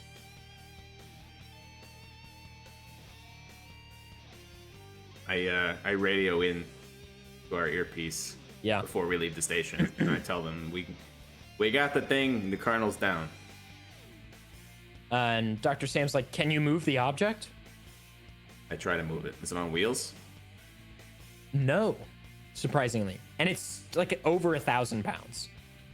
And it's just there. Can I just nudge it an inch, or is it You hear- completely immobile? It does not move. Was that it like- moaning? If it doesn't move, how did it squeal? No, that's like the metal grating against the floor of the subway car. So it moved So it like moved a little bit. All right, it moved like a centimeter. All right. He's mad. ADF's He's sick gone. of your shit. He's gone. Happens once every season with he and I had Danny. to get all the fucking mucus out of my throat, bro. oh, is that what that is? Yeah. That death noise. Okay, Patrick. Wise guy. I should be so lucky. Yeah. I tell Sam, no, it's too heavy. And she says, okay, then I guess just guard it on the way down and hope you can stop whoever comes to get it. Okay. Right? Can you think of anything better? No. I radio in and say, maybe we can just stop this whole train altogether. Or destroy it. Anyone want M&Ms? Try to break it? Is it like looks- electrical? Is it a solid metal part? What are we looking at here? I got all It- the colors. It is, for a layperson such as yourself, it's very difficult to discern what is going on. It looks like a very solidly built metal piece of infrastructure. There might be electronics in it. You don't really know. You're not sure. It's made of like carbon fiber and stainless steel. Doesn't seem like something we could break.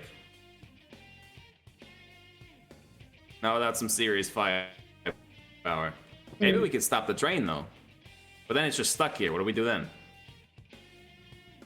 Better there than where it's going. Agreed. So we'll look for a way to I have like disable the vehicle infinite here. M&Ms, guys. If anyone wants any. Would you shut the like he's heated after this Colonel moment. Would you shut up? Yeah, I just wanted. Wow. Just trying to be nice. Do they have nuts in them? Some of them. I mean, I got all Maybe kinds. one. I think they even have the crunchy ones that they discontinued.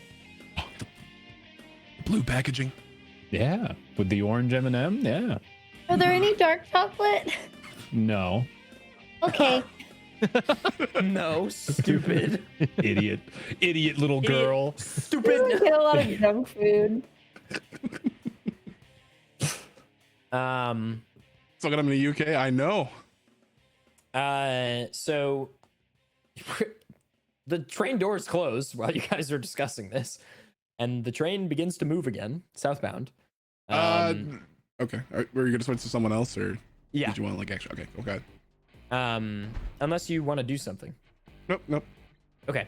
Your train begins to move south. Lexi and Rusty, you are Lexi. We'll say that you're able to sort of get the lay of the land of the computer system, and you think you can stop the train digitally from this computer. The train Great. coming into the station. I mean, her ultimate goal, if possible, is to shut down as much of the subway system as possible. She wants to I don't know how they're all linked together, and if they're backups for certain lines or certain things, I don't either. right? But This is she would common just, knowledge among New Yorkers. she just wants to incapacitate it as best as she can. Is Does that it make common knowledge amongst New Yorkers, Danny? No, that was sarcasm. Okay.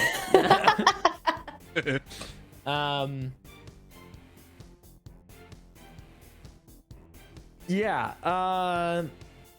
I think you can shut off power locally to this station Okay, from where you are right now. great. We're gonna do that. I think Okay. she's probably gonna pull power from the system itself and then overload it Great. with the same power, so she doesn't have to use any of her own. You're able to do so, and the train comes into the station, and Rusty, you clock that Kevin and Howard are on the train, which is the powerful jock dude and the weird transformy guy. Was she Yeah. able to you think I'm wondering how much power that may have taken out of her, and if she needs to rest for a moment. In my mind, you're able to recharge that again from the computer. Pretty quick. Okay, cool. Oh, that sounds good. So you see Kevin and Howard on the train that is coming into the station and stopping. Kevin is the one that transforms. Howard is the deadbeat skater boy who transforms. Howard is the one who transforms, and Kevin is the I bad hate boy. you, mom. Yeah. Okay, cool. Okay. I'm glad that's the impression left of him. I'm glad of that. Also, he's super handsome. He's really Very handsome. dashing. He's Very. so hot. I kind of Who is when taking him to the prom this year? you. I know. My God. Is this my dream come true? Yeah. I was just a skater boy. Wait, He so didn't it's say just- see you later, boy. So it's- Right now it's just Lexi, Rusty, and Max. Yeah. Yes.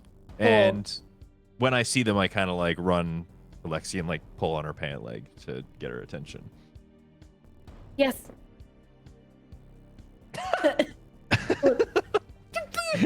we got company.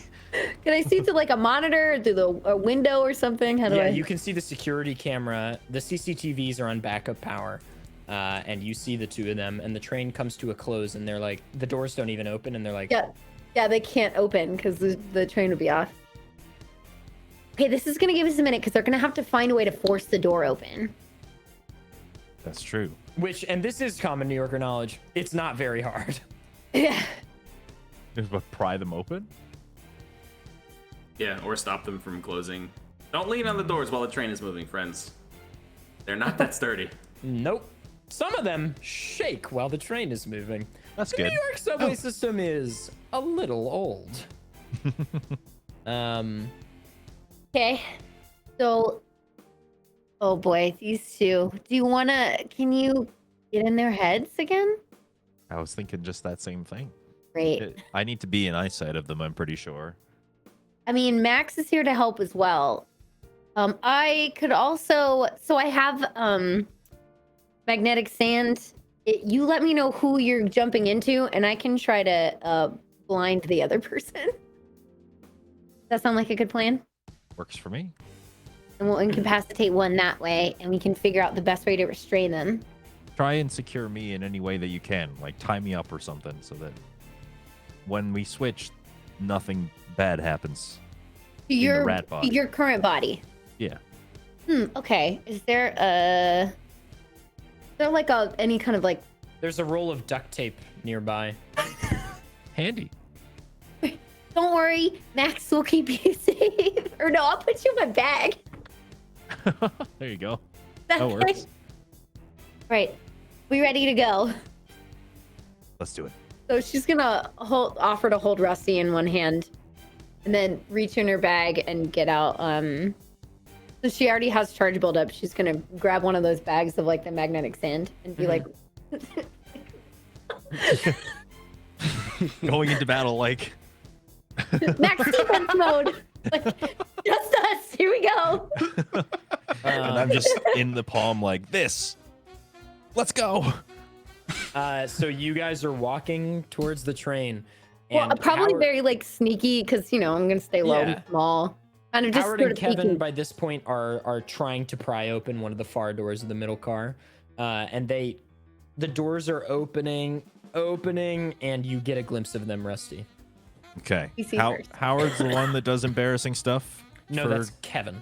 Kevin. Okay, I'm gonna do Kevin again because Kevin is fun Okay. to swap with. So I look at Kevin and I turn my bracelet and I say Modern Prometheus and I attempt to swap places with Evan.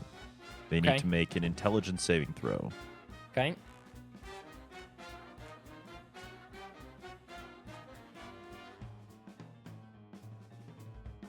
Also, has anybody picked up on the reference Modern Prometheus? Definitely a fail. That's Oh. nice.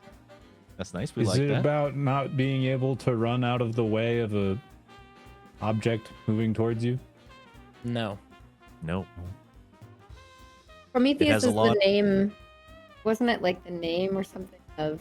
Yeah, Words Mythologic has it. It's Frankenstein. The idea, because Flowers for Algernon is pretty apropos. It's exactly what you think it is. Smart rat does thing. But for the human transformation, I was thinking like, what's another? Because we were brainstorming ideas, dangers, and I was like, what's another similar era science fiction novel that like plays with the idea of consciousness and swapping into a human body?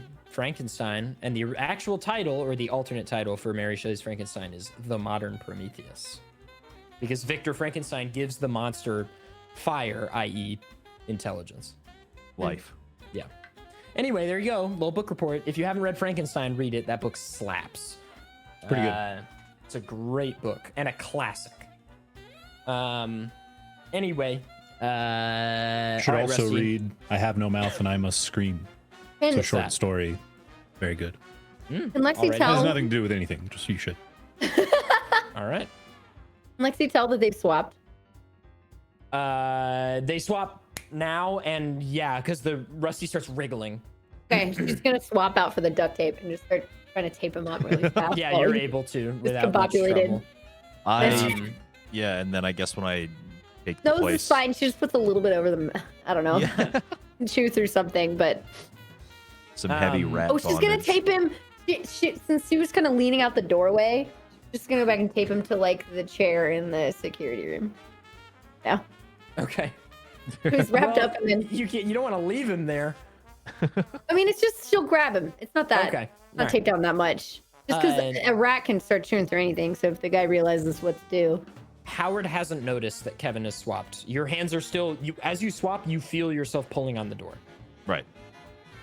She's ducked out of the way, so it's like not as obvious. I'm just gonna continue to kind of role play the situation that they were already in, trying to like pry the door open just to not rouse any suspicion for a minute. Okay. Can you roll strength for me? Add 5 to your strength roll. Okay. That is a 10. Your side budges a little bit back towards the center, like it doesn't go as far. And Howard's like, come on, man, I'm pushing as hard as I can over here, bro. What are you doing? Yeah, have you seen my arms? I'm like a wimp. What are you trying? I'm trying my best. I'm sorry. What?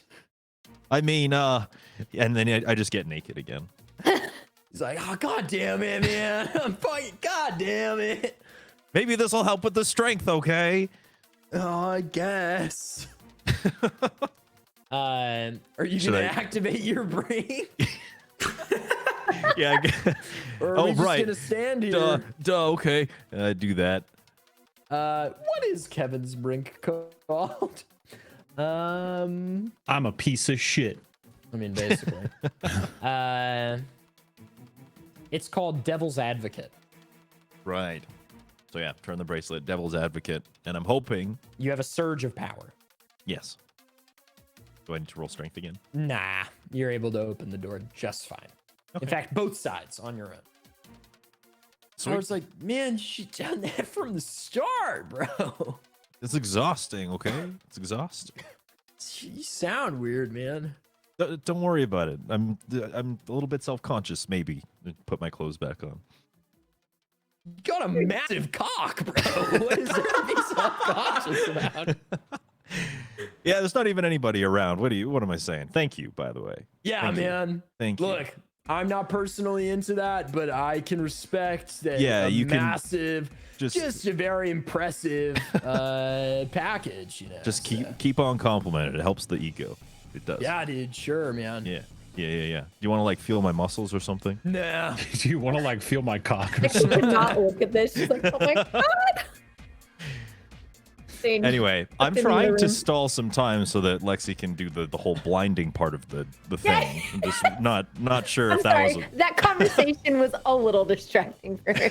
Like, Lexi hi, is okay. flush red. Yes. Like, how can I? So peek around the corner. Basically, she'll take the electrical charge and use it to basically magnetize the sand or like take the magnetic sand and shoot it forward. Straight at Howard's face. Can you roll Arcana against Howard's armor class, please? 18. Yeah, it hits.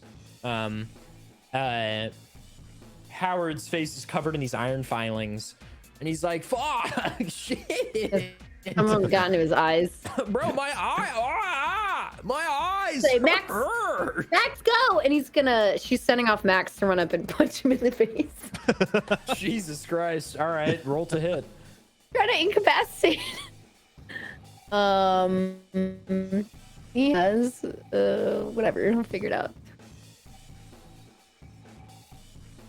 12 plus his. What do we add? Does he use my? No, really? yeah, you add his strength modifier, so you do an unarmed strike plus strength. Okay, so it'd be a 13 to hit. That Is that- hits. Great. And then we roll. Yeah, you could rip his eyes out if you wanted to. No, we're just trying to knock him out. You wouldn't even have to do that. Honestly, you could push the iron filings behind into the rods and cones and blind him permanently. Are we the But that's my baddies? idea, so maybe Lexi wouldn't think of that. So She's not trying to be a cruel person. She's trying to stop the plan. For his strength roll, we have. Oh, I see. Is it like a slam hit, basically? yeah, Okay. I'm rolling. Why do I? Oh, 1d6 plus. 7. Wait, I have another. I just added tough to him actually, so he does 8. okay, word. Max punches him in the face, just clocks him with a right hook, and Howard is so discombobulated by this whole experience. He's just like, what the fuck is going on? Punched back into the subway card, by the way. And he stumbles over the machine and flops onto his head and is like fumbling around, turns the bracelet and says, "Spot the difference." And he says, "Ant." And he disappears. Okay. Okay. I'm gonna go searching for ant. One moment. Oh, okay. Bye. Oh, there goes. Dying. Guess- Phlegm find be the ant. gone. Expelling the demons.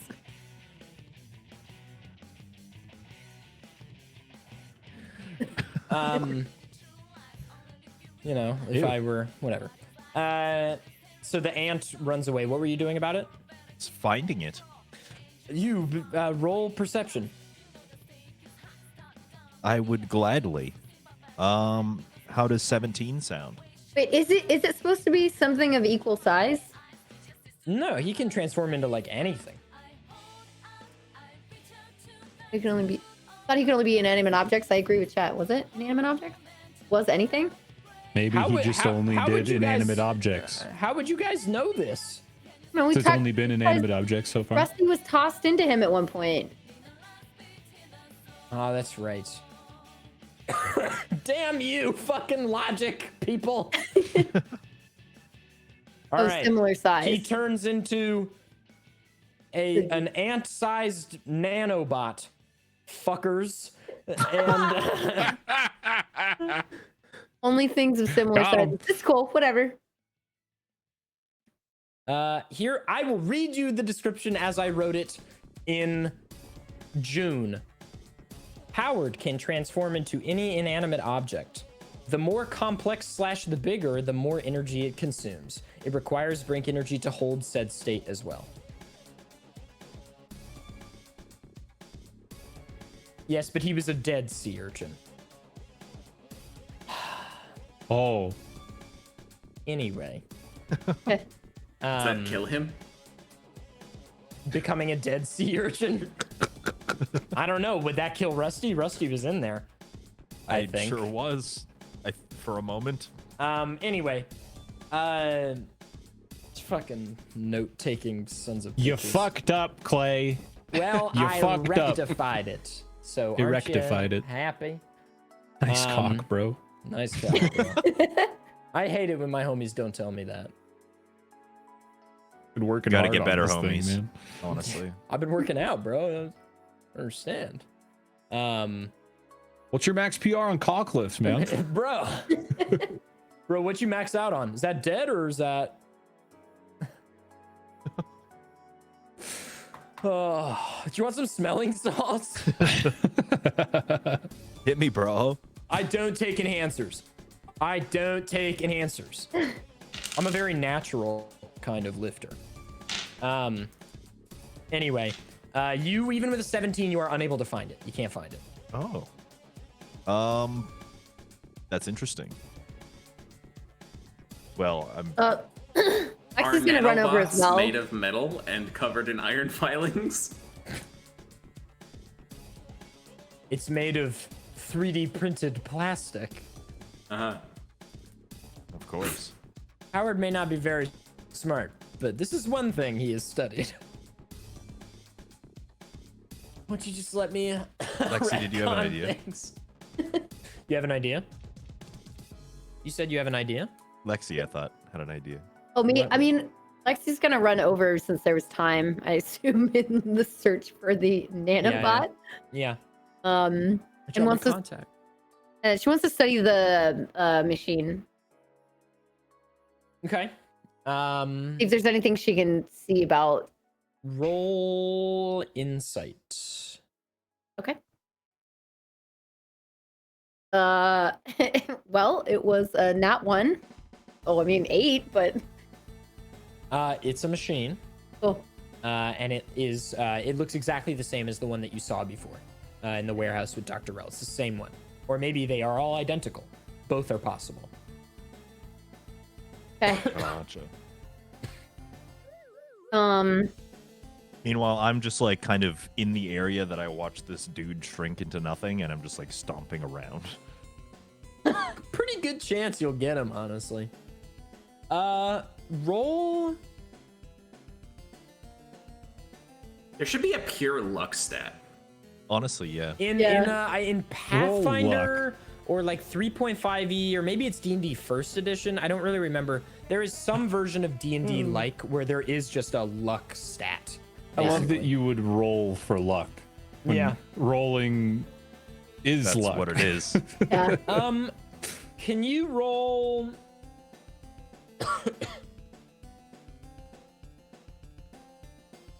A d20. Just roll a d20. Oh, okay. Roll luck. Just roll luck. Oh, I mean 4. If it were an 18 or higher, I genuinely would have given it to you. Yeah. No. Yeah, you don't think you made contact with anything. At least you're not sure. Yeah. Okay. Um, I just kind of keep doing that, and I ask, "Hey, Lexi, how's the machine?" it's really hard to say. Max, come here. She wants to see if he can, or I'll just say, Max, can you try to get your hands on any piece of it? Not sure what would be stronger, you or it. She can, He's like use, trying to pry it apart or pull stuff off. It's pretty solid. what's it made out of? Carbon fiber and stainless steel.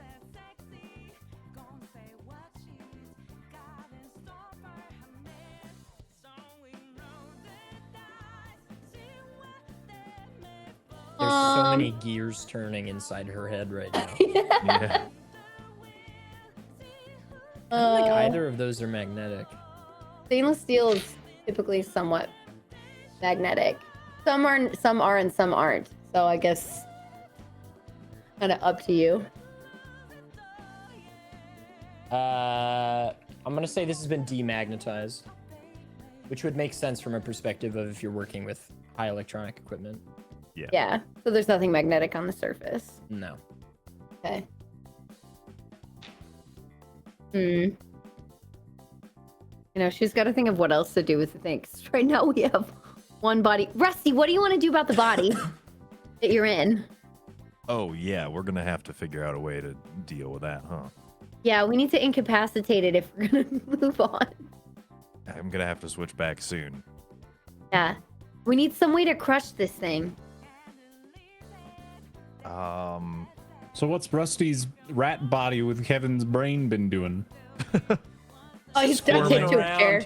He's taped to a chair like this, just like trying to. No, I've actually duct taped around the body, so he's tucked in, and then duct taped that to a chair. He's suffocating. Yeah, he's a little burrito. Face. A little duct tape burrito. Well, you know, Dangers, you could always just, as Kevin, just kill yourself. I mean, yeah, I could do that.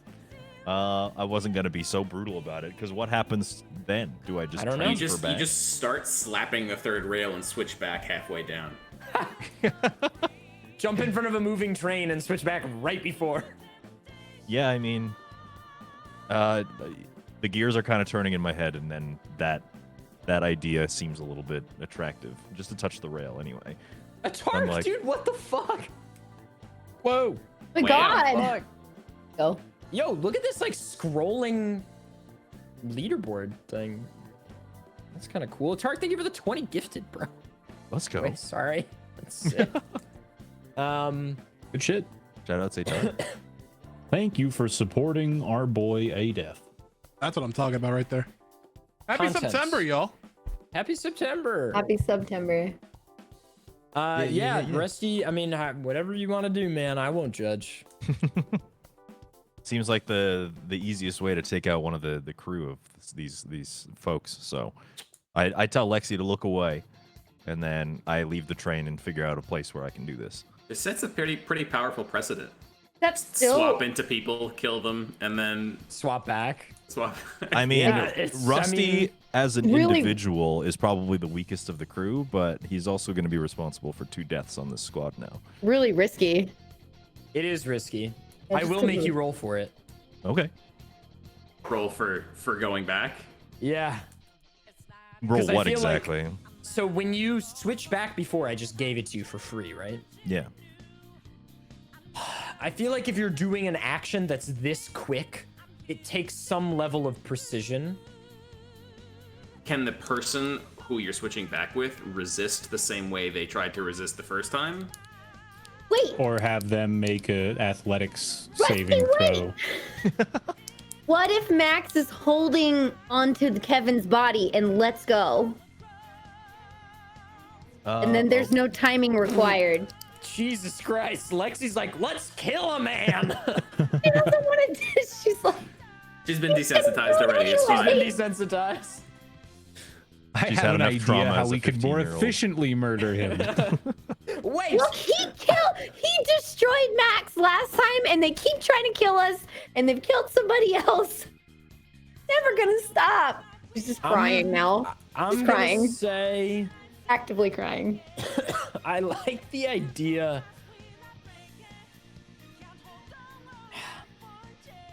There has to be a consequence to this action because it's too powerful. I'm gonna say if you are gonna elect to do this, and I'm telling you this ahead of time, you will have to roll to be able to switch back. Okay. What I will exactly? say, if the host body is killed, both parties will die. So it will kill the other person and you. Mm-hmm. But I'm gonna tell you the number so that you know what it is. So, Lexi actually going to be aware of any of this, or she's not really going to know? No, this is in his mind. He's intuiting Yes, this. she doesn't know what's happening. Well, the die roll is obviously out of game, but What kind of roll would it be though? it will be a d20. Just a d20? No. Well, we'll do an intelligence check. Okay. Should it just mirror what the role is to switch in the first place? Well, but that's a saving throw on behalf of the NPC. Right, so I mean, they could consciously try to resist switching back the same as they are doing so the first time, right? They see him trying to kill his body, and they're like, I don't want to go back there, and they try to stay in the body they're in. But in this case, they can't see it. Oh, all right. They just feel it. They just feel it. I kind of like that. I don't know. Their body's in mortal danger. They don't want to go back yet. I will have you roll against them. Sure. Do I You'll get my make- intelligence? You will roll Bonus? an intelligence roll, so a d20 plus intelligence, and they will roll an intelligence save against that. Sure. Because otherwise, what? It's against like 13. What, my intelligence? Yeah, 15. 15. I'll let you decide if you want it to be just against your intelligence stat or if you want to roll for it.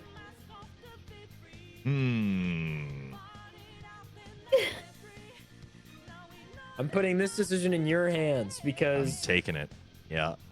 if it's 15, there's like a 75, probably less because of bonuses, like a 60% chance you succeed. Right. Maybe 70% chance you succeed. I want to roll against him. You want to roll? Okay. Yeah. I want to roll Okay. against him. This is Everybody, baller. say your goodbyes to Rusty. This is baller, yo. This is baller, dude. Well, they're I'm going to do it.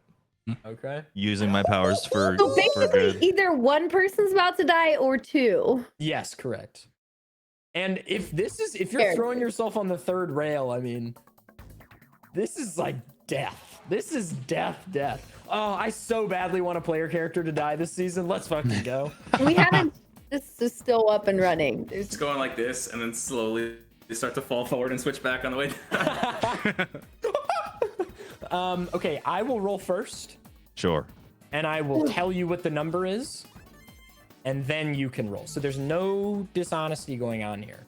Okay. Okay, this is Nat Kevin. 20, nat 20, nat 20, nat 20, nat This is 20, nat Kevin 20, nat 20, nat rolling. 20. This is Too Kevin bad. rolling an intelligence saving throw.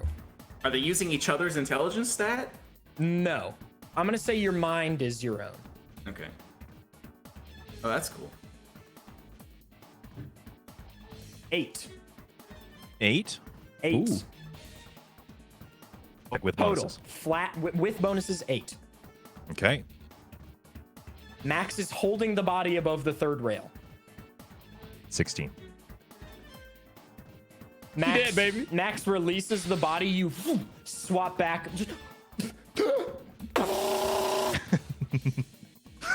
Crispy chicken. Kevin is dead. Oh, wait, did we use Max? Because I don't know if Lexi actually, if she didn't know what was happening. Max, Doesn't matter. as far as I was aware, was holding the body above the Okay, third I rail. didn't know if we were including that or not based on the information we had. That felt like the best way. That's fair. and come out and be like, That was sick. Love that. I love the idea that this is a you might die. Good. That puts High a risk. limit on this. High risk, high reward. This puts a limit on that. That's good. all right, so she'll walk out of the subway car and she just is like, Rusty, and she's gonna run into I'm just like the room squirming and in my tape. start, and he's like, it's prison. you, right? It's you, Say right? something only the real Rusty would say. I really like the pizza guy from the lab, and he makes Okay, that's Ratatouille fine, references. I Don't care. Shut up now. She's crying. She's crying. Okay, we're gonna swap to Chance. I'm glad you're okay. What happened? Is he actually dead? Who? It sure smells like he is. Oh my god. Swapping to who? We're swapping to Chance. Okay, yeah, but she's just crying in a control room with. Yeah. With a rat. Chance, you see Adriana is like, look, there in the middle of the square. M&M's? No. Not for me, but thank you. It is Riley is standing in the middle of the square, and there's a guy next to him. And they've It's walked out of Papyrus. they've walked out of the Applebee's, the Times Square Applebee's, Little which is bit of evidently chicken where they fried. were. At 9 a.m. They've got pockets full of sizzling apps. Hell yeah. 2 for 1. 2 for 20. Pardon you. Even better. Pardon you. Do you know there are 2 Applebee's within walking distance of Times Square? It's a weird You gotta city. have choices, man. You gotta have choices. If one's full up, the other's open. So they're standing in the middle, and Riley's clearly concentrating a little bit. He's got the dragon mask on and the suit, and he's concentrating, evidently Facade's doorman, but there's a guy yelling at him, and you can just barely hear murmurs. Okay. Do we just... What do we do, French lady? I kind of want to kill Riley. I step like a foot further away from her. So, oh, yeah, okay. Good plan. She pulls out the typewriter. She like unfolds it and puts a piece of paper in, and she just starts typing things. And as she types and the words hit the page, well, first I guess she turns her bracelet and says "assassin stenographer." And as she types the words on the paper, the letters start to float off of the page. Like the black inky letters start to float into the air, and you just see like blood type AB positive, birth date, and then his birthday, his name Riley, and then his last name, and then the letters shatter the glass and fly towards him, and they instantly strike him, and just they're like bullets. It's like, and he staggers, and then she's like, what else do I know? And she types like grew up in address, and then types his home address from when he was a child, and those letters float off the page and start he just is getting assailed by these like one-hit bullet, or these like tiny bullets. And Will is like, we're not even gonna plan something.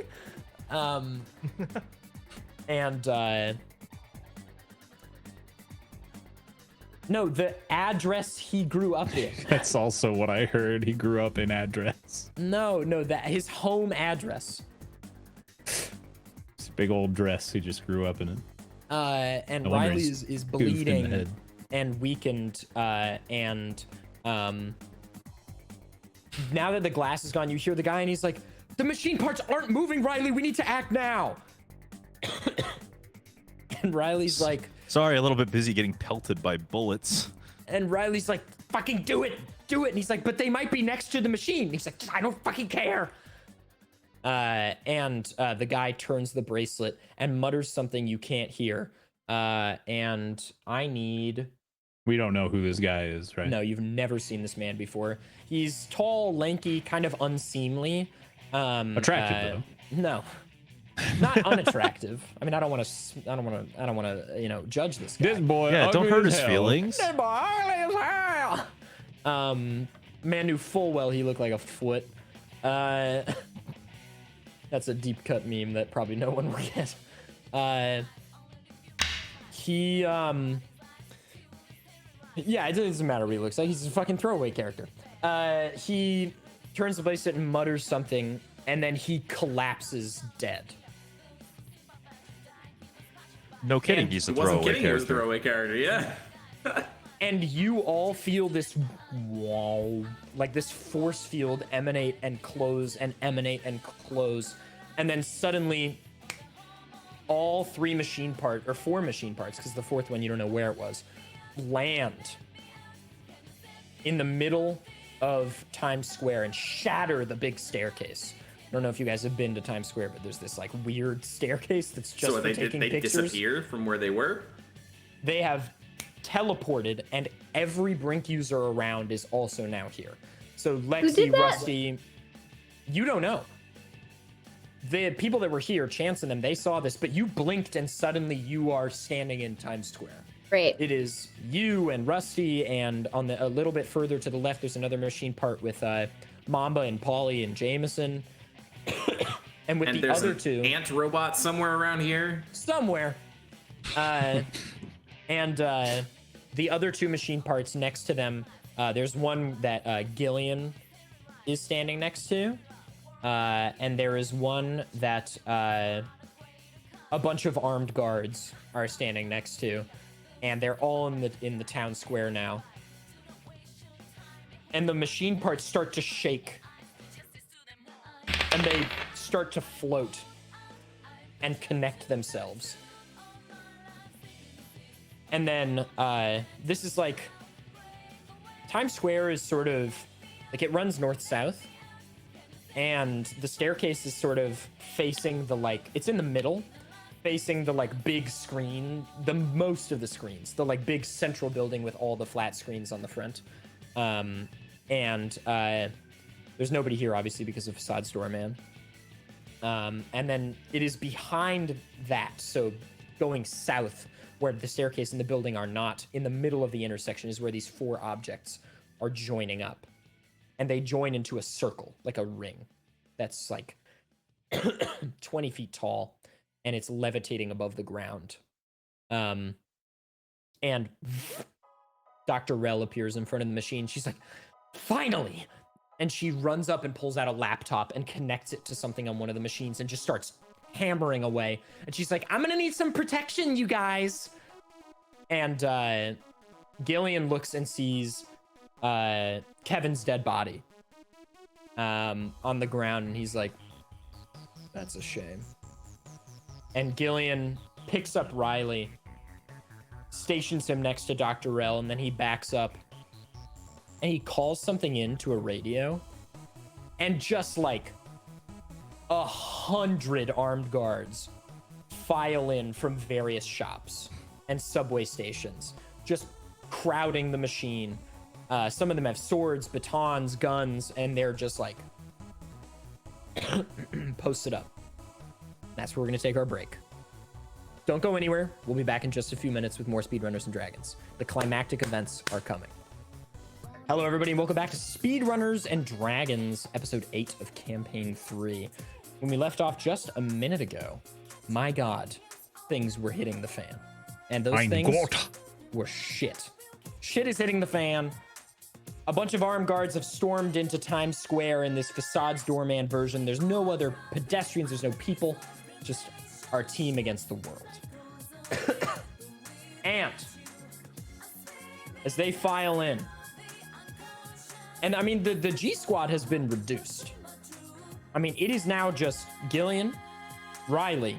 That teleport guy's dead. So it's Gillian, Riley. Howard is in bug form somewhere. And that's it. Just a That's bunch it. of goons. And then a bunch of goons. Because I can't think of, I don't think, Kyoko's dead. The Colonel is effectively dead. Kevin is definitely dead. And all the other baddies they've thrown your way have been disposed of. So it's just them. So there's maybe 100 guys, and they all wear these like dragon masks and you know, like bulletproof vests or whatever. And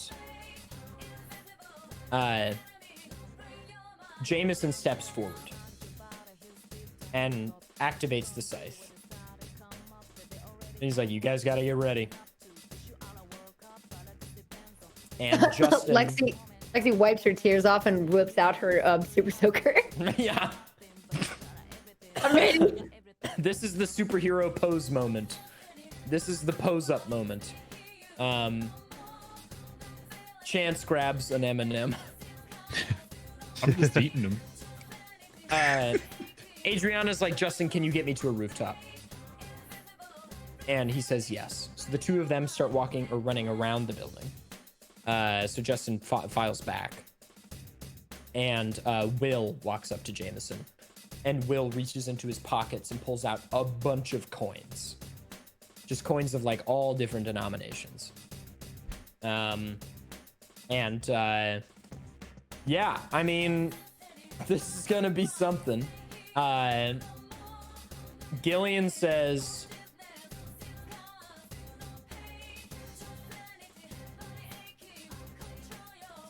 Yeah. I'm thinking. He says to all the people, he's like, "Take Jameson and Will. I want the others." So Will turns to Jameson. Jameson turns to Will. Jameson's like, "It's probably it, buddy."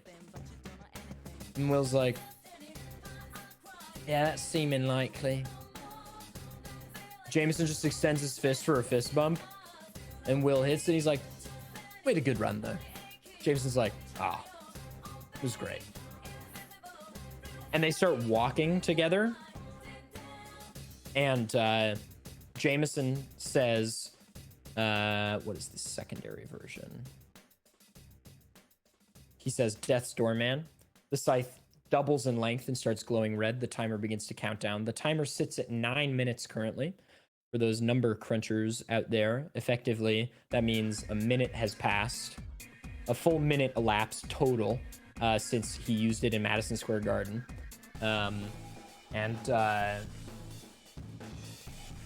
He readies the scythe behind his back, holding the blade parallel with the ground. And How much does each kill add again? I believe it's 5 seconds. Only 5? Not very long. And so Will is rifling through the change in his hand, and he pulls out a Venezuelan coin, and he puts the rest of the coins in his pockets, and he flips the coin, grabs it, and then he throws it on the ground, and as it bounces into the air, Will says, I believe it's called foreign exchange. Sounds right. I just want to get the names right. It feels important. Yeah, foreign exchange. He says foreign exchange, and the coin 100, like it centuples in size and is a massive object, and it flattens like 10 people instantly when it lands. And then the two of them just break into a sprint into the crowd. And Gillian, as soon as he was up there, he's through the crowd into you guys. Roll initiative. Yes, ma'am. Polly's good, Mamba's good, and the enemies are good. So I just need from Lexi, Rusty, and Chance. Okay. Also, welcome in Raiders. This is Speedrunners and Dragons, a D&D show featuring your favorite speedrunning personalities. We are in the middle of a very climactic battle of Campaign 3.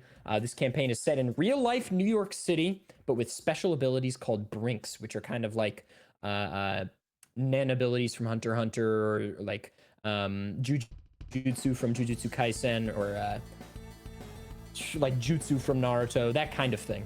That's what we got going on. Chance, what do we got? 22. 22. Rusty. 18. 18. Lexi. 15. 15. Okay. We'll say that you guys are all squatted up. Unless anybody wants to retreat a different way, you're more than welcome to. But we'll start with Polly, who I'm assuming is going in. Yeah. I guess I'm just going in. Yeah, right on his face, as you said. Hey, yo. Hey, yo! First one is a 14 to hit.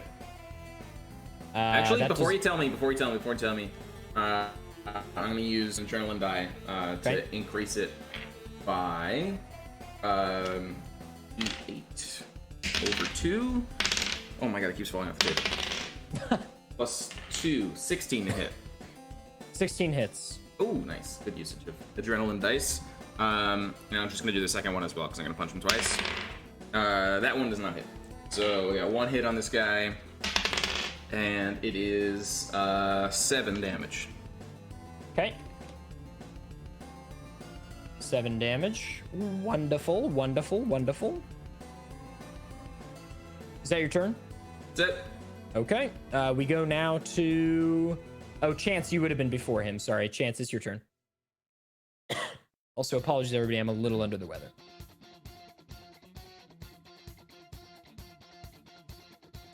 Chance, what are we thinking? Oh, sorry. No, you're good. I am going to... Do I encourage before or after I attack? I action, think whatever. either... Is it a reaction? No, it's just me screaming nice things at people. Does it count as an action? I don't believe it does because I've been doing it like I do something and then do All right, it. well, then you can just do it if you want. Bonus action. Okay, then yeah, it is free. But you can only take 1 bonus action per turn. Per turn, yeah. I would like to throw a ninja star at this scary man. Okay. It's... Did I give you the info on those? Yes. Okay. I'm gonna roll to hit.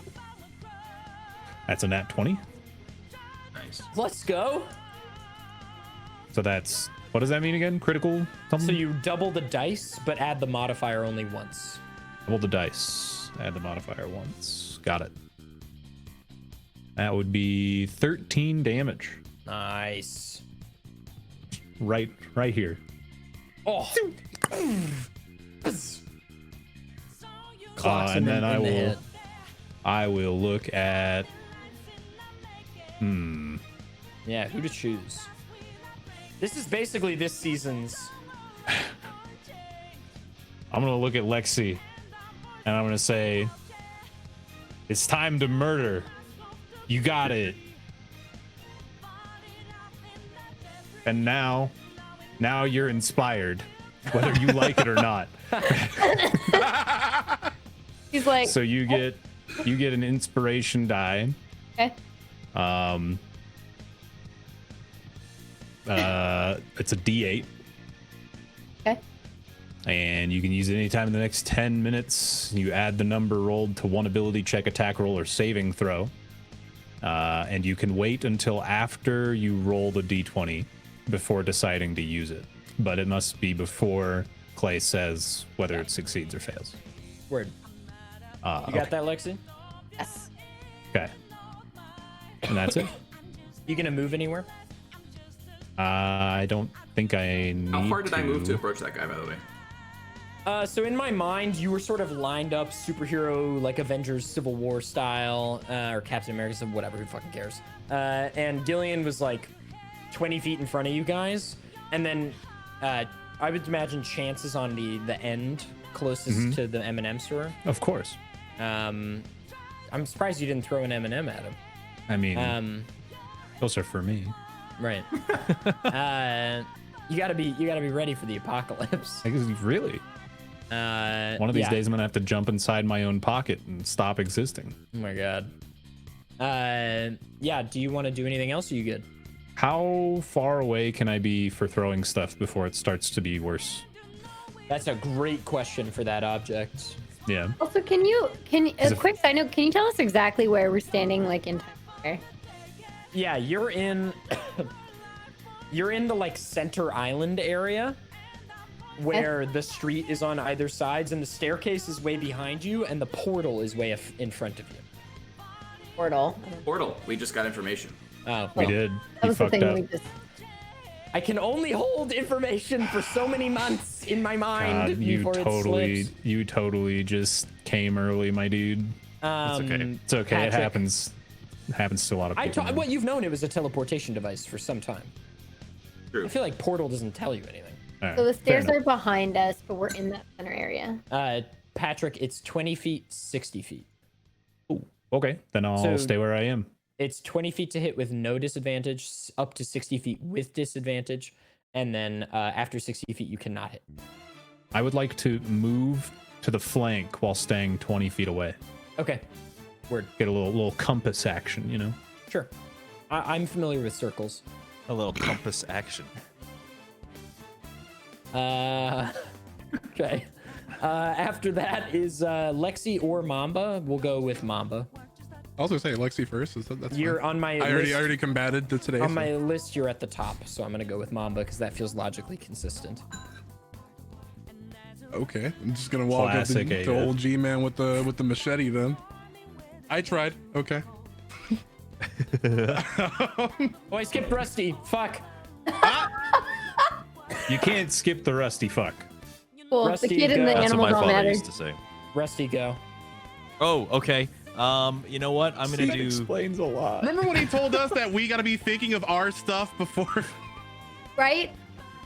This guy. I didn't even know this it was guy. my turn for a solid 15 seconds before Clay said something, so No, I think we're I've all been doing saying great. that's not my fault. I said, Chance, it's your turn, and then you waited like 15 seconds. No, that's what I mean. Like, none of us are paying attention, which is like the opposite of what we were supposed to do. That's fine. It's going Okay. great. I've been formulating. Okay. I've been formulating for Gillian this whole time. He's got a lot of options. So yeah, Rusty, it is your turn. Okay, I'm going to use intuition, which, if you remember from last time, means that I roll a d20, and depending on what I roll, I get to ask the DM questions about things. Yes. So I'm gonna do that. The result was 2, so it was below 10, so I only get 1 question. Okay. But that question that I'm gonna ask you is, what is about to happen? Go, Do we Rusty. have to plug our ears so we don't know? It's up to you, Adef. Okay. What is about to happen?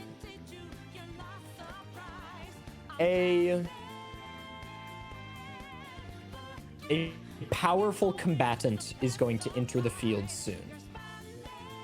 Okay, it's good to have that intuition. Glad I used that. It's me, baby. I'm here. I'm just gonna tell the party that I think we got a bigger storm coming pretty soon. Then I'm gonna use my bonus action. Why head to 2 stores? Yeah, Well, you could head- shop at 5 or 6 stores. You can shop at 5. Just one. That's what. Wait. That's what is it? A storm's a coming. That's what. Nailed it. Oh Doesn't one of man. them do like a finger gun? Yeah, yeah. Yes. There's Like a guy little that- razzmatazz finger Yeah, he gun. I don't like need the one friends. They that, disappoint me. Yeah, I don't need friends. They disappoint. So, do you know the backstory of that video? It's I probably did some at sort some of point. audition It was for something. it's an audition for a McDonald's commercial, and in the audition room, all they asked of them, they asked them to read the line of dialogue from the commercial in some kind of dramatic voice, which was why shop at 5 or 6 stores when you can go to only one. And then it might not have been McDonald's, but I think it was. And then they asked them to say something provocative. They were like, say a provocative line. So that And then one woman strike a that's pose. I feel the storm dripping down my skin. Yeah. It's probably a line from a monologue she memorized in Oh, drama of school, course. to be Yeah, honest. yeah. But yeah, they were like, say something provocative and strike a pose. And it created It's comedy gold. the It's greatest great. video that has ever Yeah, that's what it existed. is. The waves wash over me, and And the water, the water is is warm. warm. Oh, I don't like friends, or I don't need friends. They disappoint me. That one's the Have you best. seen the content aware version? No. Oh, you should. Anyway, yeah, Rusty, what's your bonus action? So, honey, there's a big storm coming. Bonus action. Yeah. Yep, that's my favorite. I'm going to be helpful to, in this case, Mamba. So their next attack, assuming that's what they're going to do with their next action, is with advantage. But at level 6, I also gain something that I'm going to use right now on this turn, and it's teamwork. So whenever I take the help action, I can choose one ally within 60 feet. Doesn't have to be the same one by the wording. And that creature can now react with an attack of their own. So I'm going to choose Polly to have an attack reaction. Polly, go, go, go, go, go. You're muted. Classic Danny. Classic Danny. It's not now, I suppose. A reaction is if somebody attacks me. Somebody has to do something to me, and then I react with it. No. This is you get it. You can attack now. That creature may make a weapon attack with its reaction, provided it can hear or see you. Just so you are reacting to the fact that I'm using teamwork. Hey, go again. Whoa. All right. Sure. Yeah. Do I get an attack action, which means I can multi-attack, or? It I may think make one weapon technically attack. Yes. I think It says the technically wording. yes. I'm sorry I'm doing this. I know this is a big faux pas, but I was debating doing it and then I didn't, and I really think I should have, and I think it's a cool moment. And your characters wouldn't know what it means, but you know what it means. Gillian is going to use a legendary action, and he's going to retroactively use this at the end of what was technically second was Polly's turn, but chances is how we did it. But regardless, at the end of either of their turns, a legendary action is something that like boss creatures have in D&D 5th edition, where at the end of another creature's turn, they can activate a legendary reaction. Typically, these will be like lair actions, so Lair, where a dragon will like topple a building or something like that. Gillian's legendary action allows him to activate a brink ability at the end of someone else's turn. Particularly passive ones, but really anything. So he says, Quiet Thief, Erupting Provocation. You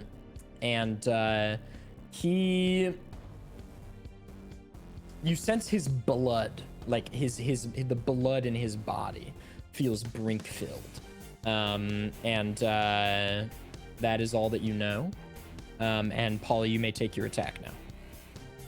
Okay.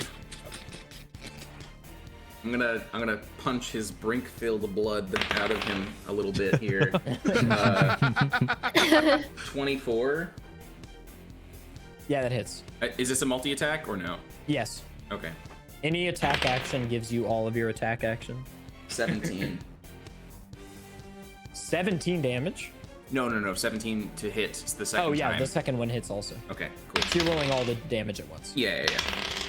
I rolled a 1 and a 2 for a total of 6 damage. Yay! It ain't nothing.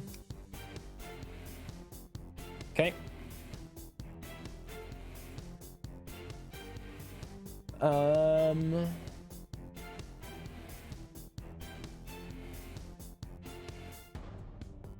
Okay, great. Sorry, I just had to reread what a Doc's Brink does. Okay, after Rusty, because Rusty, that's your turn, yeah? Yep. I'll stay Okay, perched on Mamba's shoulder. Mamba, it's your turn. I'm gonna look to my friend on my shoulder. Thanks. I'm gonna give him a little That's your fist bump. turn. That's my turn. I roll with advantage on the fist bump.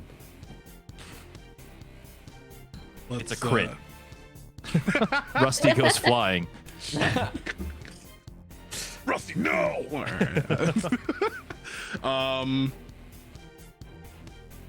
You know, since this will be like a little bit of a final, let's be a little bit crafty.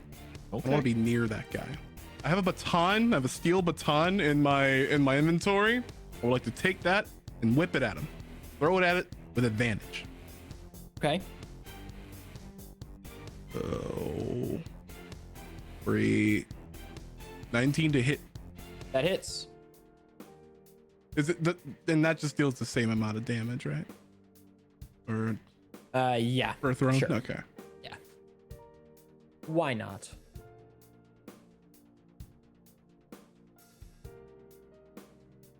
And that's a 6 to hit.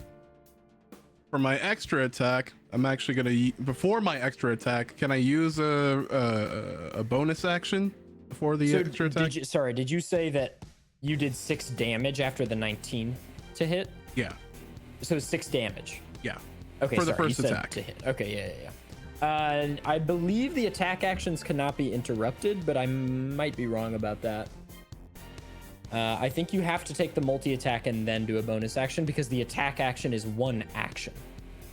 I see. I'm gonna whip this machete at him then. Okay. You're throwing it? Yep. Okay.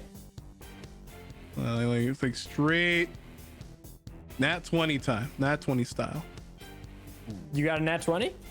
No. Okay. I was trying to speak it into existence. That is a 16 to hit. Yeah, it hits. Okay. I will calculate for 11 damage. Okay. And those weapons are just on the ground now. Yep, they're just on the ground now. Okay. That's the yep. Something, a connection. No. I'll end my turn. Okay. I'll throw down a face down. Lexi, it's your turn. Okay, so since we're in the middle of Times Square, based on the pictures, I'm going to okay, Lexi's gonna take off her shoes and burn a bracelet, use her rank, and she's gonna basically like charge up energy and then use it to magnetize herself to the light, the lamps that are on the street in Times Square. Street lamps? Street lamps. I'm like, I had the word and now I'm just formulating the idea and I've forgotten the word. Street lamp. Thank you. Lamps on the street. DDQ lamp. The phone that sells. The thing that does the stuff. This happens to me all the time. So she's gonna like basically magnetize to the street lamp and Okay. go up it. Okay. Okay. So you're like standing atop it? So I'm gonna like perch on it because Okay. I can't get in there. And... Spider-Man style. Yeah, she's gonna Spider-Man up the street lamp. Okay. And then try to then she's gonna pull out her magnetic sand and try to shoot it at Gillian to like get in any orifice on his face. Yeah. Like suffocate him or whatever. Roll Distract him. Arcana. Okay.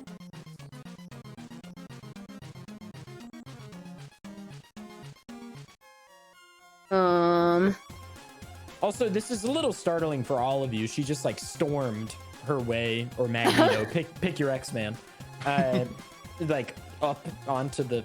Anyway, Mama's not phased. You've seen that movie. 14. that does not hit. Okay. Just gonna back. Okay. Then probably. Well, she can send in Max. Yep. Yeah. Yeah, she's gonna send in Max. He's gonna try to. He wants to like grab one of Gillian's arms and see if he can. It. Okay. Okay. You can attempt to grapple. You will roll strength against Gillian's strength save. Okay. Probably not gonna go well, but. Oh, just kidding. Not 20. Gillian fails. So Max has one of his arms grappled. Yeah, he's trying to twist it like out of its socket.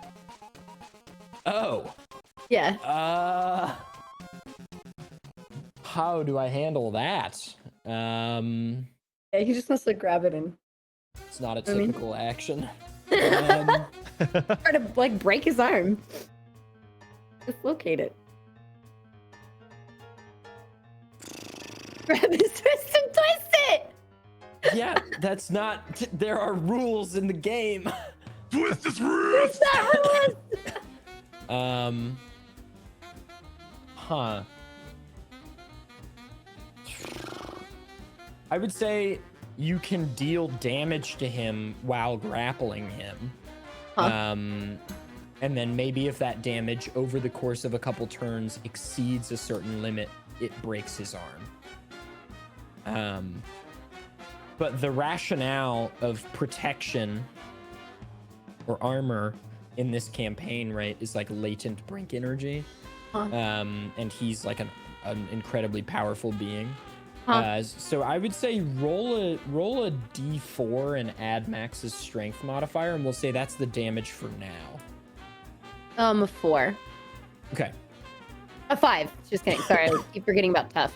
I'm so sorry about the coughing. Excellent.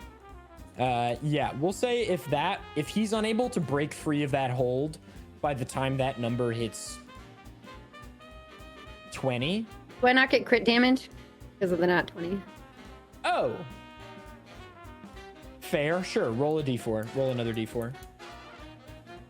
Another 3. I don't know if I add my modifiers to crit. No, just the once. That'd be 8. Okay, word. Yeah, we'll say if that exceeds 20, in, you know, however long he is grappled, then you snap the arm. Okay.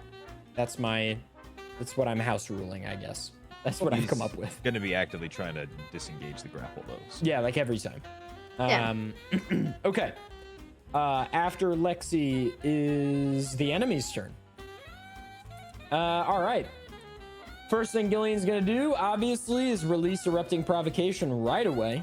So as he's been getting hit, his blood has been like starting to like fester.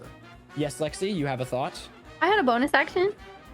Okay, yes, please.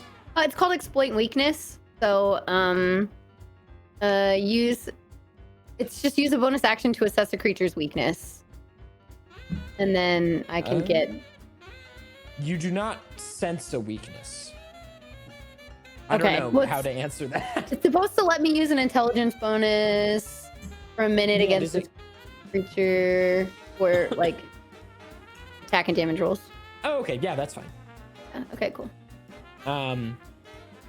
Okay, so he releases Erupting Provocation into the explosion form. Any creature within 10 feet of Gillian takes...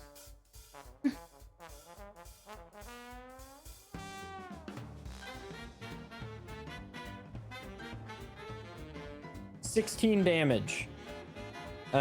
So that's Max and Polly, I think. And that's it. Yeah. Yep. Okay, Max and Polly both take 16 and are blown. Excuse me, backwards. Can Max and Polly both make a strength save for me, please? And Lexi, you're handling Max's health, not me, yes? Yes. Okay. 15? 16. And Polly? 11. 16, 11. Okay, both creatures are blown back 5 feet and knocked prone. Okay. And then he's going to say... God, he just has so many options. This breaks the grapple, I assume. Yes. Which is handy for me. He's going to say... Quiet Thief Capital Punishment. So he has a burst of energy. And he is going to run to Polly. And Polly, he's going to attempt to hit your midsection, punch you in the chest or in the stomach. Does a... What's the thing with attacking somebody while they're prone? Which one is advantage and which one's disadvantage? I think ranged attacks are disadvantaged when you're prone, Yeah, but I think that melee makes sense. attacks are advantaged. Yeah. Does a 15 hit you? No. Okay, he's gonna attempt to hit you again. Poor Polly. Like, yo, chill! Does a 16 hit you? No. Okay, he then... He then rolls again because it's 17. rolling around on the floor. He's gonna take a What legendary about an 18? action. He's out. Oh, the demons. Get him out. Expel them.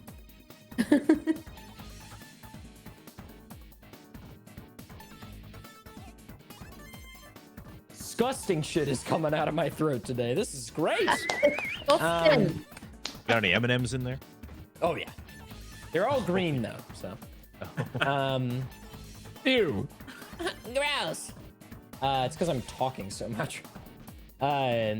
He's going to disengage, and he will back up.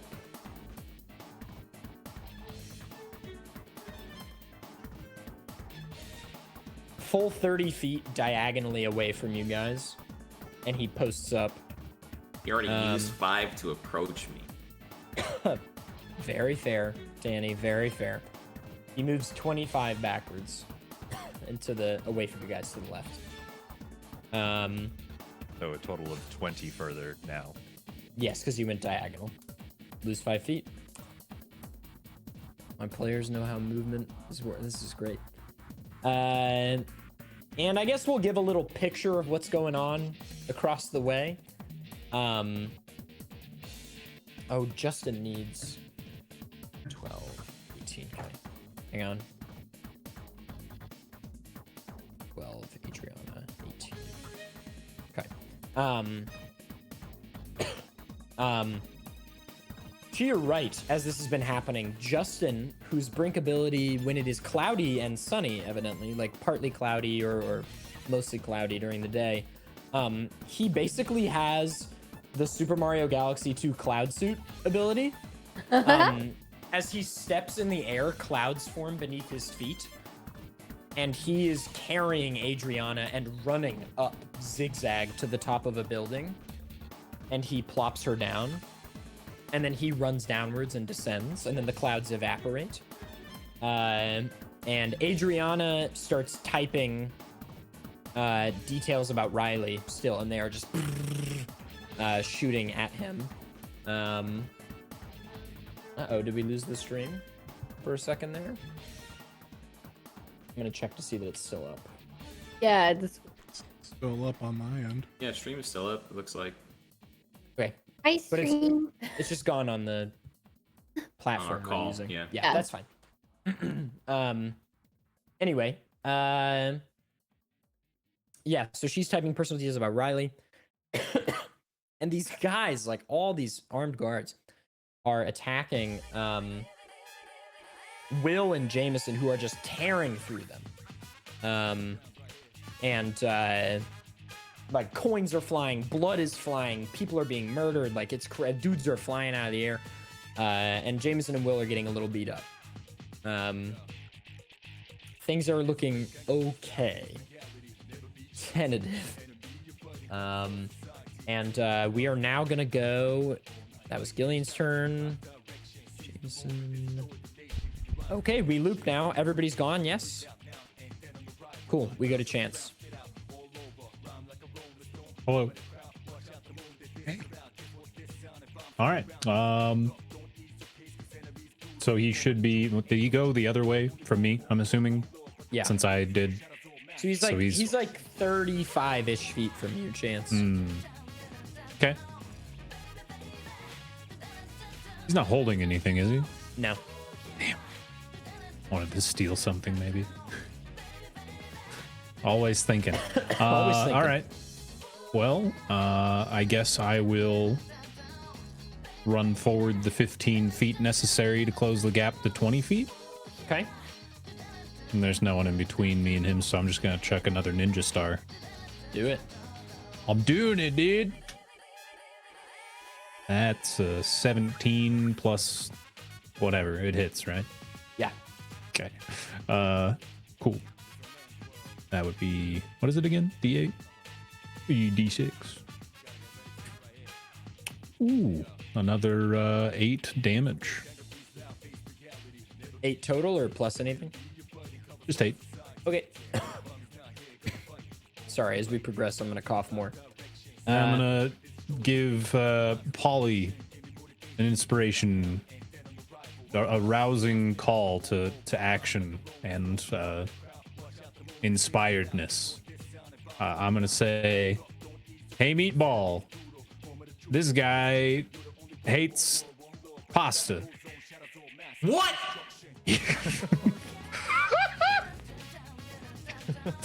Now you get the dice. It's a D8, and you can use it.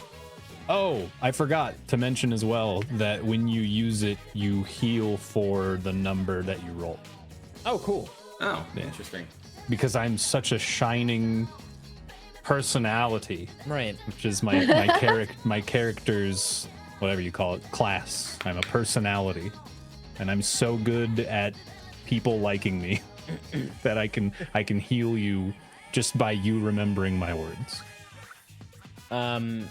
Is that your turn, Chance? Yes, that's my turn. Yes. At the end of your turn, Gillian will take another legendary action and say complete liberation of shadow, and a second Gillian pops out of the ground. A shadowy second Gillian, and stands next to him. And then this second one will take a legendary action. No, Polly, you don't like that? You don't like that? Okay, but your guy got to take key points, so this feels fair. Oh my god, it's been a grudge since like season. The monks are too powerful. And Danny's ability last season, too powerful. It's being used Danny, against stop you. building broken shit next time, all right? I can't never know not when you have- min-max my characters. Who's that? You Is that never know when Kakashi Hatake is on the enemy team. that's guys, is that a little stinky? That's a little stinky. Stinky. Oh, stinky. He I don't know, uses it's a a little- legendary action to activate.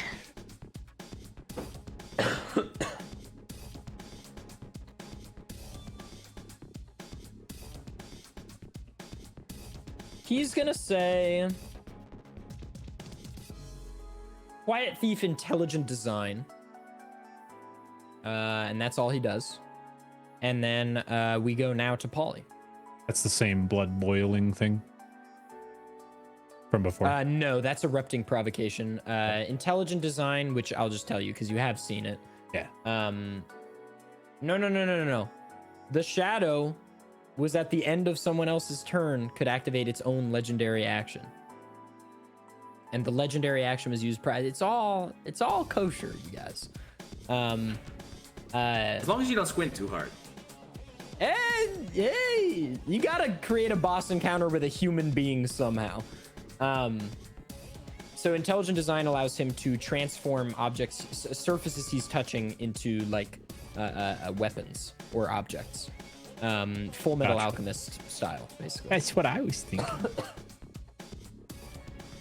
All right, my turn. Yeah.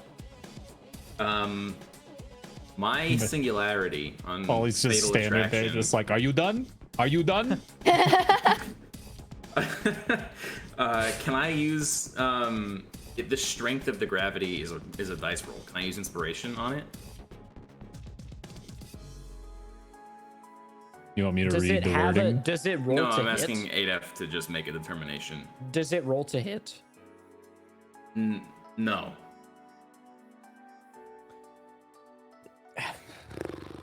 No.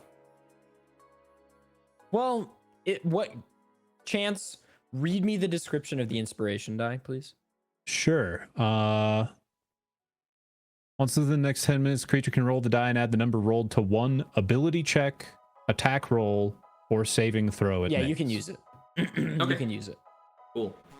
Well, I'm gonna stand up from prone, which, because of my parkour ability, only costs 5 feet of movement instead of half of my movement. Parkour. And then I'm already within 30 feet of him, I think, right? He's like 20 feet away, 25 feet away. Yeah. I'm going to twist my bracelet, say Fatal Attraction, and concentrate on a point in space about 10 feet above their head. The two Okay. of them, they're like two kind of close together, him and a shadow? Have we Yeah. seen this? Well, we did, yeah. And then, Yeah. I remember now.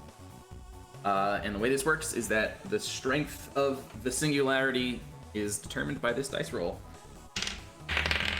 Plus this D8. That was my D8 that I just held up. Okay, it is 14 plus 5 is 19, which turns out to be 5 times Earth gravity. based You on also the formula. heal for 5. I also heal for 5. That's true. So five times Earth gravity. They accelerate up 10 feet. I should Do the write a math. Python. I should write a Python script for this. Yeah. So that I don't have to do it every time. 5 That's times Earth much gravity simpler. is roughly 50 meters per second squared. I would totally just write a program on the computer instead of just doing the math because that's way easier for me too. Yeah, Well, it'll totally, be faster absolutely. on the show. Oh, okay. I'm not saying I'm writing it right now. Yo, what's up, Ty? That's just what it sounded like. I should write a Python script for this. Well, I should. It's just math, bro. The Python script would not even be that crazy. It's like I take an know. input integer It's and then you could learn to do it in I an know afternoon. Gillian's gonna do Yeah, some shit probably. and wiggle out of this anyway, so do what you're gonna do. All right, so what happens now? I don't know. You tell me. There's a God damn it. singularity with 5 times gravity, 10 feet above their heads. Okay, they Augustus gloop up And then into as this they fucking pass the thing. singularity, I disperse it so it doesn't suck them back down again. Oh, so they wouldn't just oscillate. So they wouldn't just go up and then just smack into the ground again. I want them up there. I want all of that speed that they So had. they're accelerating upwards. to So the you're- singularity. They to the stay- singularity release, they continue and then upwards they with just continue. velocity, and then okay. Yeah. Jesus Christ. So Pull out the napkin. So gravity would be fighting against that at like 1 times gravity. So No, it'd be their 4 gravity times is up, their gravity right? is overwritten as far as I understand it. Is that Not with correct? fatal attraction. Okay, so it is 4 times It's gravity. It's basically 4 times Earth gravity Okay, with fatal okay, attraction. okay, Yeah. okay. When you apply it to a thing with gravity schmavity, then it's like it's overridden, but only up to 2 times gravity. Then. Okay, let's first see how high they go. So high, man. Can we get much higher? So high. Oh my god, I could do it with work. Okay, mg times distance times. Yeah, that works. Dangerous. The sun is a laser beam on your eyes right now. It's kind of a cool look, to be honest. Yeah. Somebody plug the show or explain what's going on while I do this. Right now, ADEF is doing math because I like making him. That's what's happening right now. That is the Great promo. description. Perfect. Welcome to If Speedrunners you and Dragons, enjoy a show where watching ADEF somebody does do math. Yeah, if you enjoy this, if you enjoy watching people do math, kinematics equations on stream, then this is the show for you. Physics. Couple of mega nerds well actuallying each other over how gravity functions in the real world as it applies to a superpower in a Yes. homebrew D&D session. Welcome to Speedrunners and Dragons. and Dragons. If you want to see more homebrew content, you can always go back and watch season 2 if you haven't seen it yet. Got more brink abilities. That's where it started. How high Great. above? How high above was the Oh, singularity? sorry. 10 feet? Sorry, 10 feet. sorry. Sorry, Yeah. Clay. Voice Keep crack in the middle of that keep question. going, keep going. Well, so you can go to Or you could- youtube.com/speedrunnersdragons. You can watch that. Look at Or Ada. you could watch Really- the first season, You can watch the first which season was as more well. fantasy based. The thing that started it all. That's We true. actually did a one-off adventure before that. I don't know if we streamed that, did we? Before That was just campaign for- 1? I don't that think was we just did. us. That was just for us. Yeah, Yeah, but we did that was did cool. do a one shot after the fact too, after campaign 1. That was on GDQ. on That's GDQ, right. yeah. Aw. Grum Yeah. was cut Yeah. in half. Damn. Yeah, Grum was in Grum 2 didn't get to pieces. go on the adventure. A great injustice. Agreed. Truly. Agreed. Glad we're all in accord on that. Yeah. I don't know. I thought it was pretty deserved. a moment of unexpected clarity from Patrick. I don't know, man. That is really funny. Grum had it coming. He had it Yeah. coming. He I mean, Had it hit coming. on one too many ladies, and Yeah. that just did him in. Grum posted some weird stuff on Twitter, and someone didn't like it out there.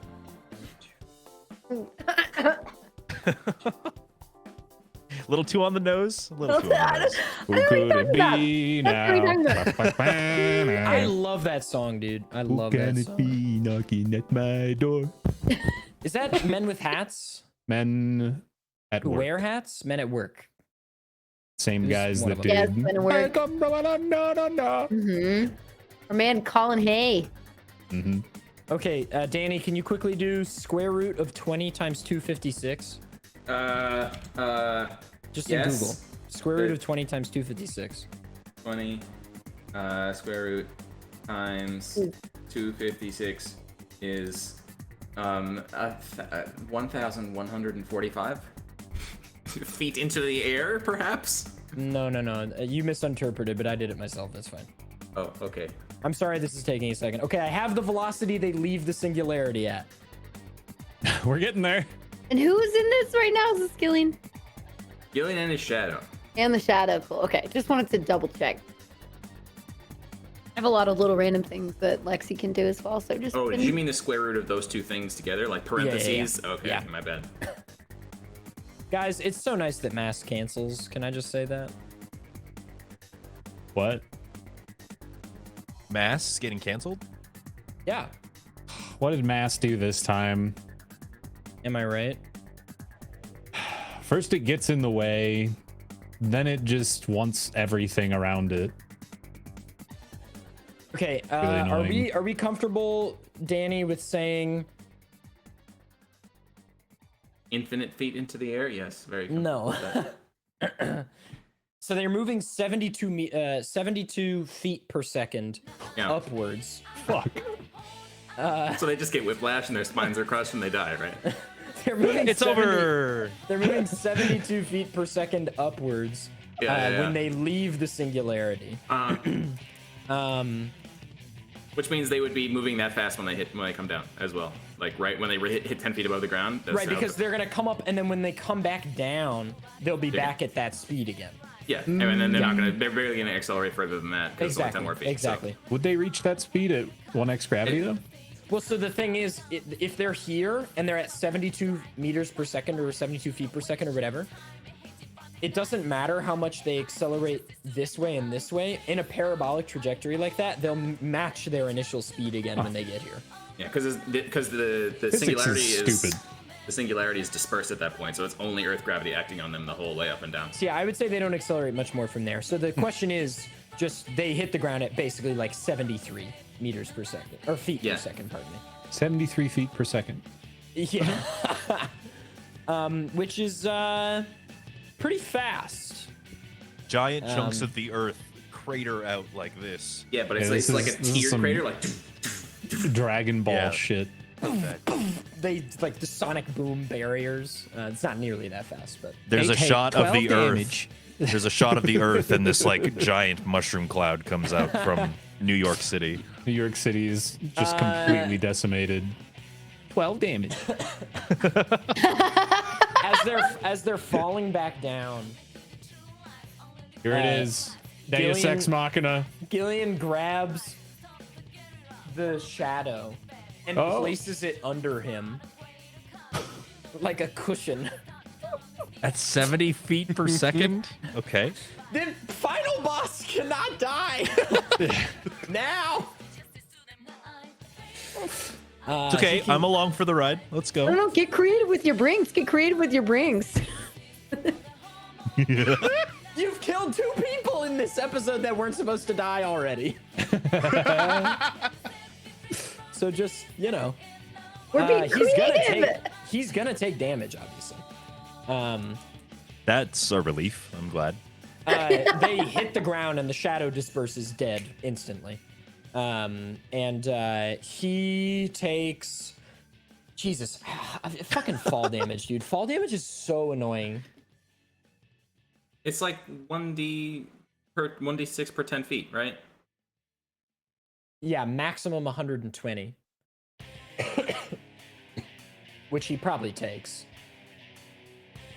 So we'll say he halves it from using the shadow. Okay. That's Shut the fair. fuck up, Danny. He takes 60 damage, all right? This is one turn. I can Danny only has do just it once, so 60 damage. Damn. You're lucky he doesn't have erupting provocation active right I now. was or gonna he'll- say, he would like, just should've kill erupted. you. He would just kill you. Oh, you used it too soon. Erupted Okay. too early. I mean, he's looking rough. Is that your turn, Paulie? Surprise. The DM classic. yeah, that's my turn. That's it? That's all I got. All right. Okay, Rusty. Oh, it's my turn. I mean, I'm kind of curious about this portal. Where is the portal in relation to us? It's like 100 feet in front of you and through like 100 armed guards. They're getting demolished. Is he still on my shoulder? Kind of like whip him Gouger style. That's true. That's an option. I mean, with advantage. is anybody hurting right now? I think Polly's taken the most damage of anyone.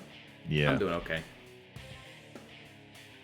I am gonna take a moment to kind of like get to the front of the battle, I suppose. So yeah, I'll hop from Mamba's shoulder and up over to Polly, and I will use a quick fix. So I'm gonna let's use 3 medicinal dice. What are they? They are D8s. 11 divided by 2 is, well, rounded up is 6, plus 1 is 7. You heal for 7. Very nice. By the way, does anyone have any time constraints tonight? I do. Yes. When is your show? It's at 10 and I need to eat before. Okay, we'll go another 20 minutes. Yeah, that's when I have to dip. Okay. That's exactly when I have to dip. Yep. We're-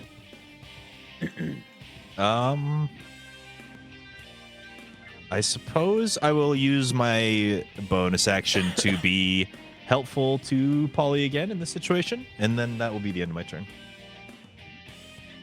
okay. And this is not you get a reaction, Polly. This is just I can only use that once. So this is just you have an advantage on your next attack roll. Gillian,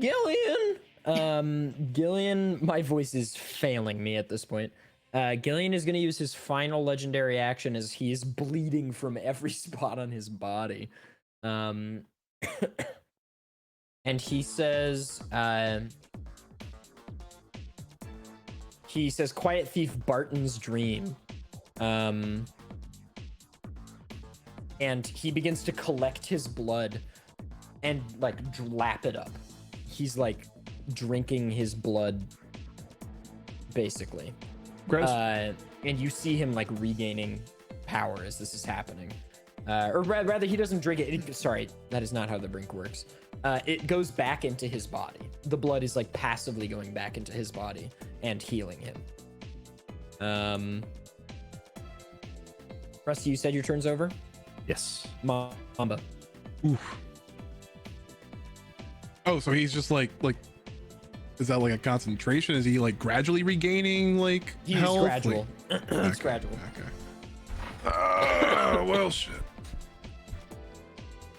Well, then. Gotta pick up my weapons. I'm gonna take a dash action to retrieve my weapon. Actually, to retrieve my machete. Okay. Was that anywhere near him? Like, You don't they have got to blown dash back, for that. right? You don't Right? have to dash for that. Okay. Okay. Well, yeah. Let me just retrieve my machete, but I do want to try to like interrupt his whole life siphon thing or Sure. restoration thing. So I'm going to hit at him with the machete. Actually, no. I'm going to use the quick shadow brink ability that I do have. And since we're like pretty much like near each other, since I walked up to him, I use the shadow. Make a DC 16 saving throw for What's dexterity. that? Okay. He succeeds. Okay. Take. I mean that's fine. Take 1d6 damage, but have it. Okay. That is 3 damage. Rolled max.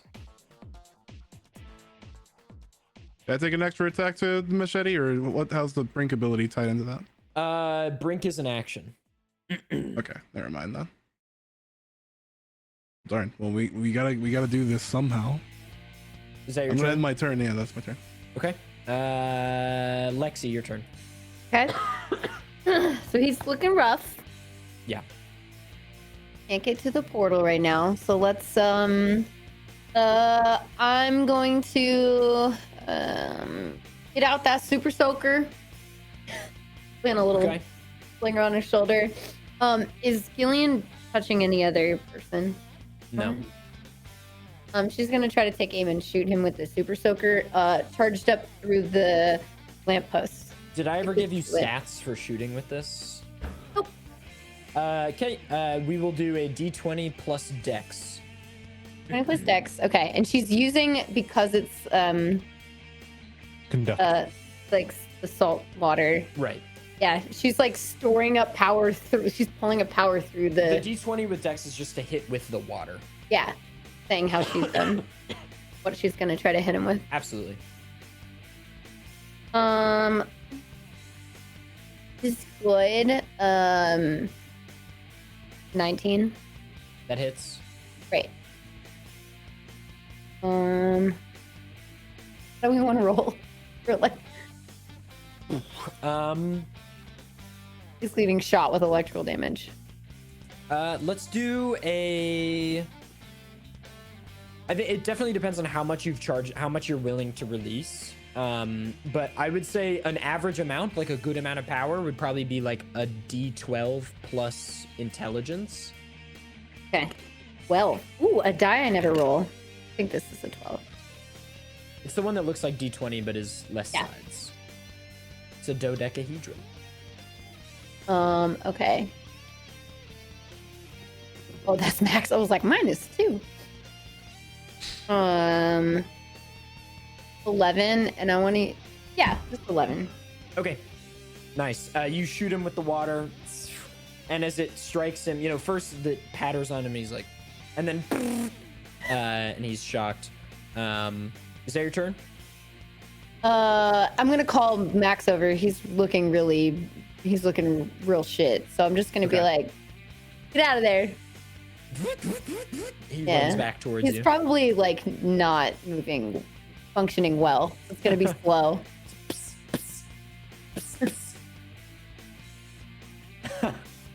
But yeah, that's probably it for now. Okay. Then can she also take a glance at the portal and see if she can see anything of value, interest? Yeah. Any kind of assessment. You see some some pieces are locking into place, and a blue sheen covers the center of the portal. Okay, and that's like 100 feet away still. Yeah. Okay. All right. Okay. What happens next? You hear Rel call over the entire battlefield. It's done! And she hits a key, and as she hits it, it electrocutes her. She's like, and she turns around. She's like, and then she falls dead. And then, Oh my goodness. This portal starts whirring inside the four rings, and a bright white light emits from the center of it. And Gillian turns and says, "Yes, they're coming." And you see a banner pass through the portal. And it has an insignia. Are you ready for this? Oh no. The fucking ABC or whatever. It's a flame, but actually a spirit with an arrow cutting through halfway, splitting it. And you just hear, ABC! Charge! And like 50 guys come out. And they are all got swords and spears and shit. And they are looking up at these buildings like, what the fuck is going on? And they just charge into the battle. Gillian stands to his feet. I told you they'd be back. In campaign 2, I said no loose ends. I told you they'd be back. Jameson and Will are doing well, but this is an unfortunate setback. Adriana's doing all she can, and suddenly, just a couple reveals here. The first reveal is as the guys are pouring out, it looks almost hopeless. Like there's two, even if you kill Gillian, like you're gonna die. There are too many people. A guy suddenly, how is there a guy? A guy suddenly is standing next to Chance. And you don't remember seeing him there. And Justin is with him. He evidently has brought him down. Or walked him over here. And it is Quick. Oh. And Oh, yeah. Quick is holding a Gatling gun and a case of rounds. Hundreds and hundreds of rounds. He's like, I've thought a lot about what has been happening, and I want to right some wrongs. Is that a Gatling gun? That's a very good chance. Yes, it is. Jesus Christ, you're terrifying. Justin, can you take me to the roof, please? Wait. Do you want some M&Ms? Can I have a blue one? Yeah, sure. Here you go. Thanks. Can I have a red one? Yeah, sure. Here you go. Okay, thanks. You're welcome. And he eats them, and he's like, not a bad last meal. And Justin starts taking him up the clouds to the tower. And he starts setting up. And in this moment, Gillian looks like he's about to start retreating. And Riley, who's like patching up these letter bullet wounds, is walking through the crowd towards Gillian and towards you guys. And as you maybe try to approach to stop this meeting, you hear arrival number 2. This is really arrival number 3 if we count the ABC. Richard, would you mind pausing the music really quick? Or at least muting it so it doesn't pause maybe and kill the listen along, but you can just mute it. What happens is you hear footsteps. Somehow through the heat of the battle, you hear quiet footsteps approaching from behind you. And as you turn, there's Steven. And he's walking towards you guys. He's like, I'll take care of this, guys. I'm sorry I'm late. And he sees Gillian, and Gillian stands and he starts laughing. And first of all, he pulls. You can first of all feel this overwhelming Brink presence already emanating from him. He pulls his bracelet off and throws it on the ground. And he pulls a switchblade out from his back pocket and he's like, I'm doing it the old way. And he cuts open his hand. And just like dirt begins to rise from the ground. You guys, having only been really introduced to the Brink like a month or 2 ago, you've felt from Gillian really overwhelming presence. This is like nothing you've ever felt. The world stands still practically. Just poof, like Goku Super Saiyan 12 style. There is an envelope of blue energy coming off of Steven. His hair is flapping, his jacket is flapping. And he has an eye patch, remember. He says, Riley and Gillian, my lost disciples, I never really properly got to thank you for this. And Riley says, you deserved it, you fucking piece of shit. Unwilling to see the true path forward to the future. Steven says, you know, I really cared about all of you guys. I taught you, I broke bread with you as if you were my own children. And Riley says, don't patronize us. And Riley starts walking towards Steven to engage him. And you're like frozen still by Steven's energy. And Steven looks down and he says, you know, Day Trader has always been it's a painful Brink. It's most useful when I have formed a truly meaningful bond with someone. Only then can I unleash its full power, right? I thought I had discovered its final form years ago with Day Trader Futures, but I was wrong.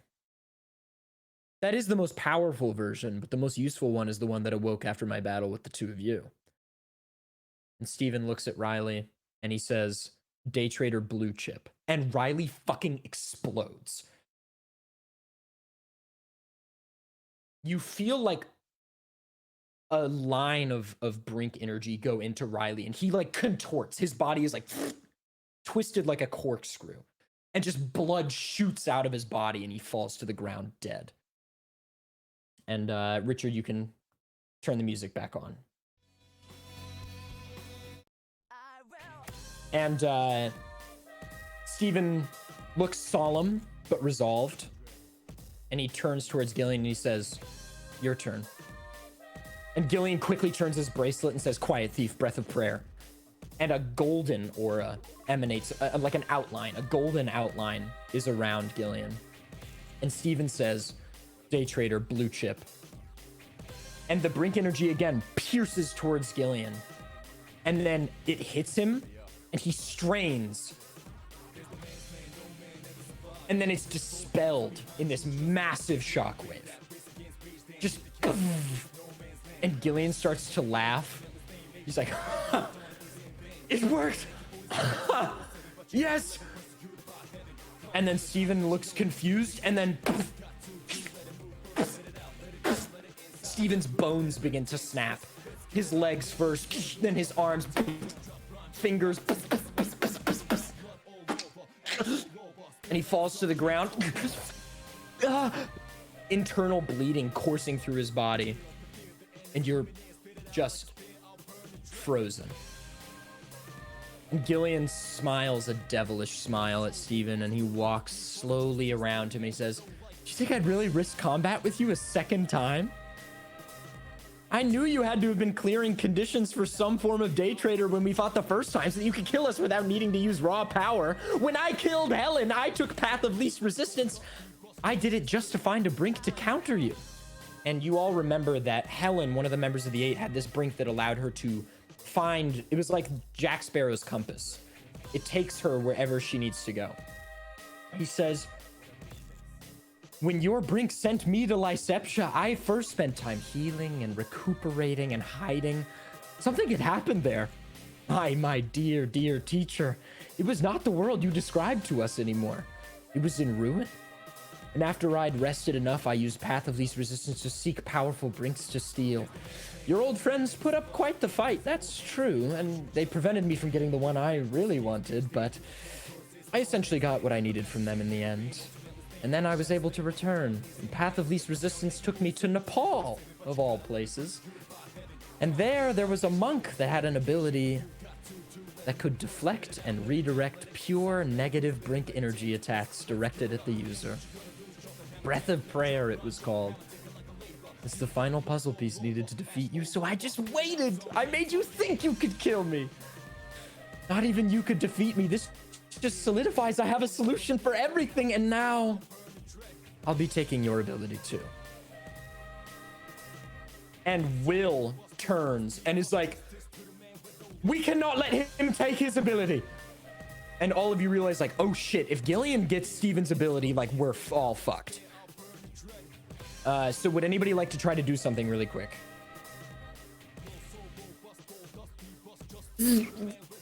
Yes. I want to tackle him. As you start running towards Gillian, in that moment of split decision where you weren't sure what to do, you hear a gunshot. And a bloody bullet courses past your head and pierces Steven's skull. And Quick is holding his 6-piece shooter from the rooftop. And he spins it in his hand and catches it. And he says, you can hear him. And he says, "We can't let him have it."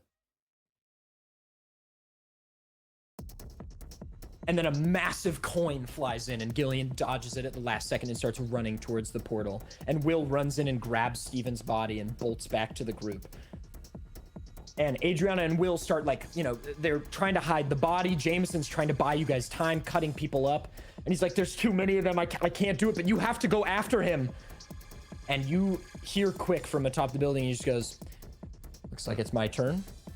He opens the ammo canister, puts it in the Gatling gun, closes the top of it, and then, did he ever explain how his brink works to you guys? Okay, bloody precision. If a bullet has his blood on it, within a certain range, he is certain it will hit the target every time. He takes out a small knife, and he jabs it in his stomach, and rips his stomach open, and pours blood into the canister of Gatling gun bullets. And then reaches over to the Gatling gun, twists his bracelet and says bloody precision, and then just and starts mowing down the armed guards. Just and every single one hits every single time, in headshot every time. Just, they're all dying. And the ABC is like starting to hide. They're like, what the fuck is going on? And all these guys are getting mowed down, and then he drops dead. Quick drops dead after shooting for like 30 seconds, and he kills nearly every armed guard. So now it's just the ABC left, and they start charging forward, and Gillian runs between them and into the portal and gone. And Jameson and Will are like, we'll handle them, go. And he tells you all to run. We're running. We're sprinting. Well, I don't think Lexi can bring Max. Why not? I mean, he's almost, she can try. Okay. Somebody has to carry him. I'll carry him. Literally, he has 1 HP. There's no way he's functional Put him enough. in the Shadow Realm. Yeah, I'll put him in the Shadow Realm. No, I'll dash the 40 feet. I'll get him. Is he heavy at all? Is he heavy? Right? Yeah, but you can carry him. Yeah, can he's carry him. made Is the out of portal high like, off the ground? of course, some like highly developed, lightweight, metallic. All right, cool. Yeah, I could still sprint really how far this Okay. Is the portal off the ground or is this ground level? There are stairs up to it that have formed. Yeah. So a lot of you are running forward, and you sort of flank around the ABC as they meet Jameson, who, as he's cutting, you get a small glimpse of the timer, and it's now down to like 7 minutes. And he is just flying through these guys, and Will jumps in, and coins are being thrown and growing and whatever. And you make it to the portal, and you're like a little anxious to jump in. Lexi's probably starting to cry again. She's like not handling this very well. She's like, "Don't die!" to the other two. Anyone know where this goes? Hell. Then I jump in. Is It Justin might as coming? well. Where's Justin? Justin is with you guys. Okay, Lexi's gonna hang on to Justin. She can't go by herself. And you hear Jameson call out, and Jameson says, "You all are the future. Figure out what he needs." And as you all jump in, and Max is able to go, you all jump in, and you feel the portal shut behind you. And passing light, and you smell grass, and then mountains, and then space, and then nothing, and then everything. And you gasp for air, and you're on a sort of staircase, a ruined brick staircase, and there are ancient ruins all around you, and maybe a statue of a girl laying atop a coffin. And you look up, and there is a very short, very stout, burly looking, blonde haired man sharpening 2 blades. And that is where we end episode 8 of campaign 3 of Speedrunners and Dragons. Psych, we're going back to Liceptia, baby. Except, how many secret dads are we gonna meet? And is he pissed? All of them.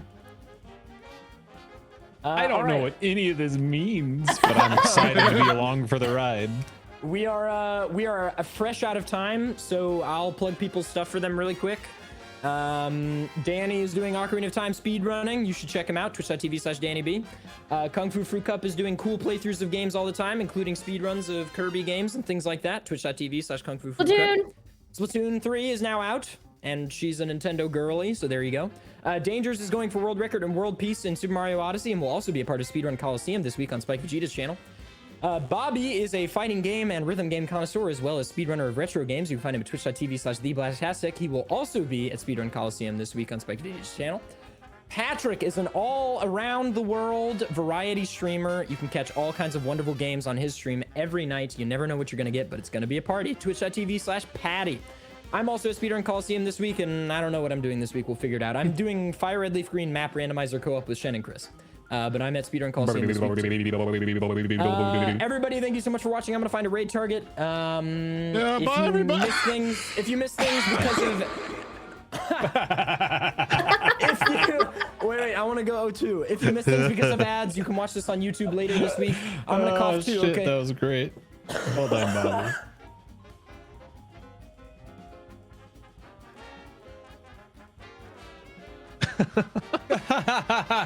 Well, he did it too.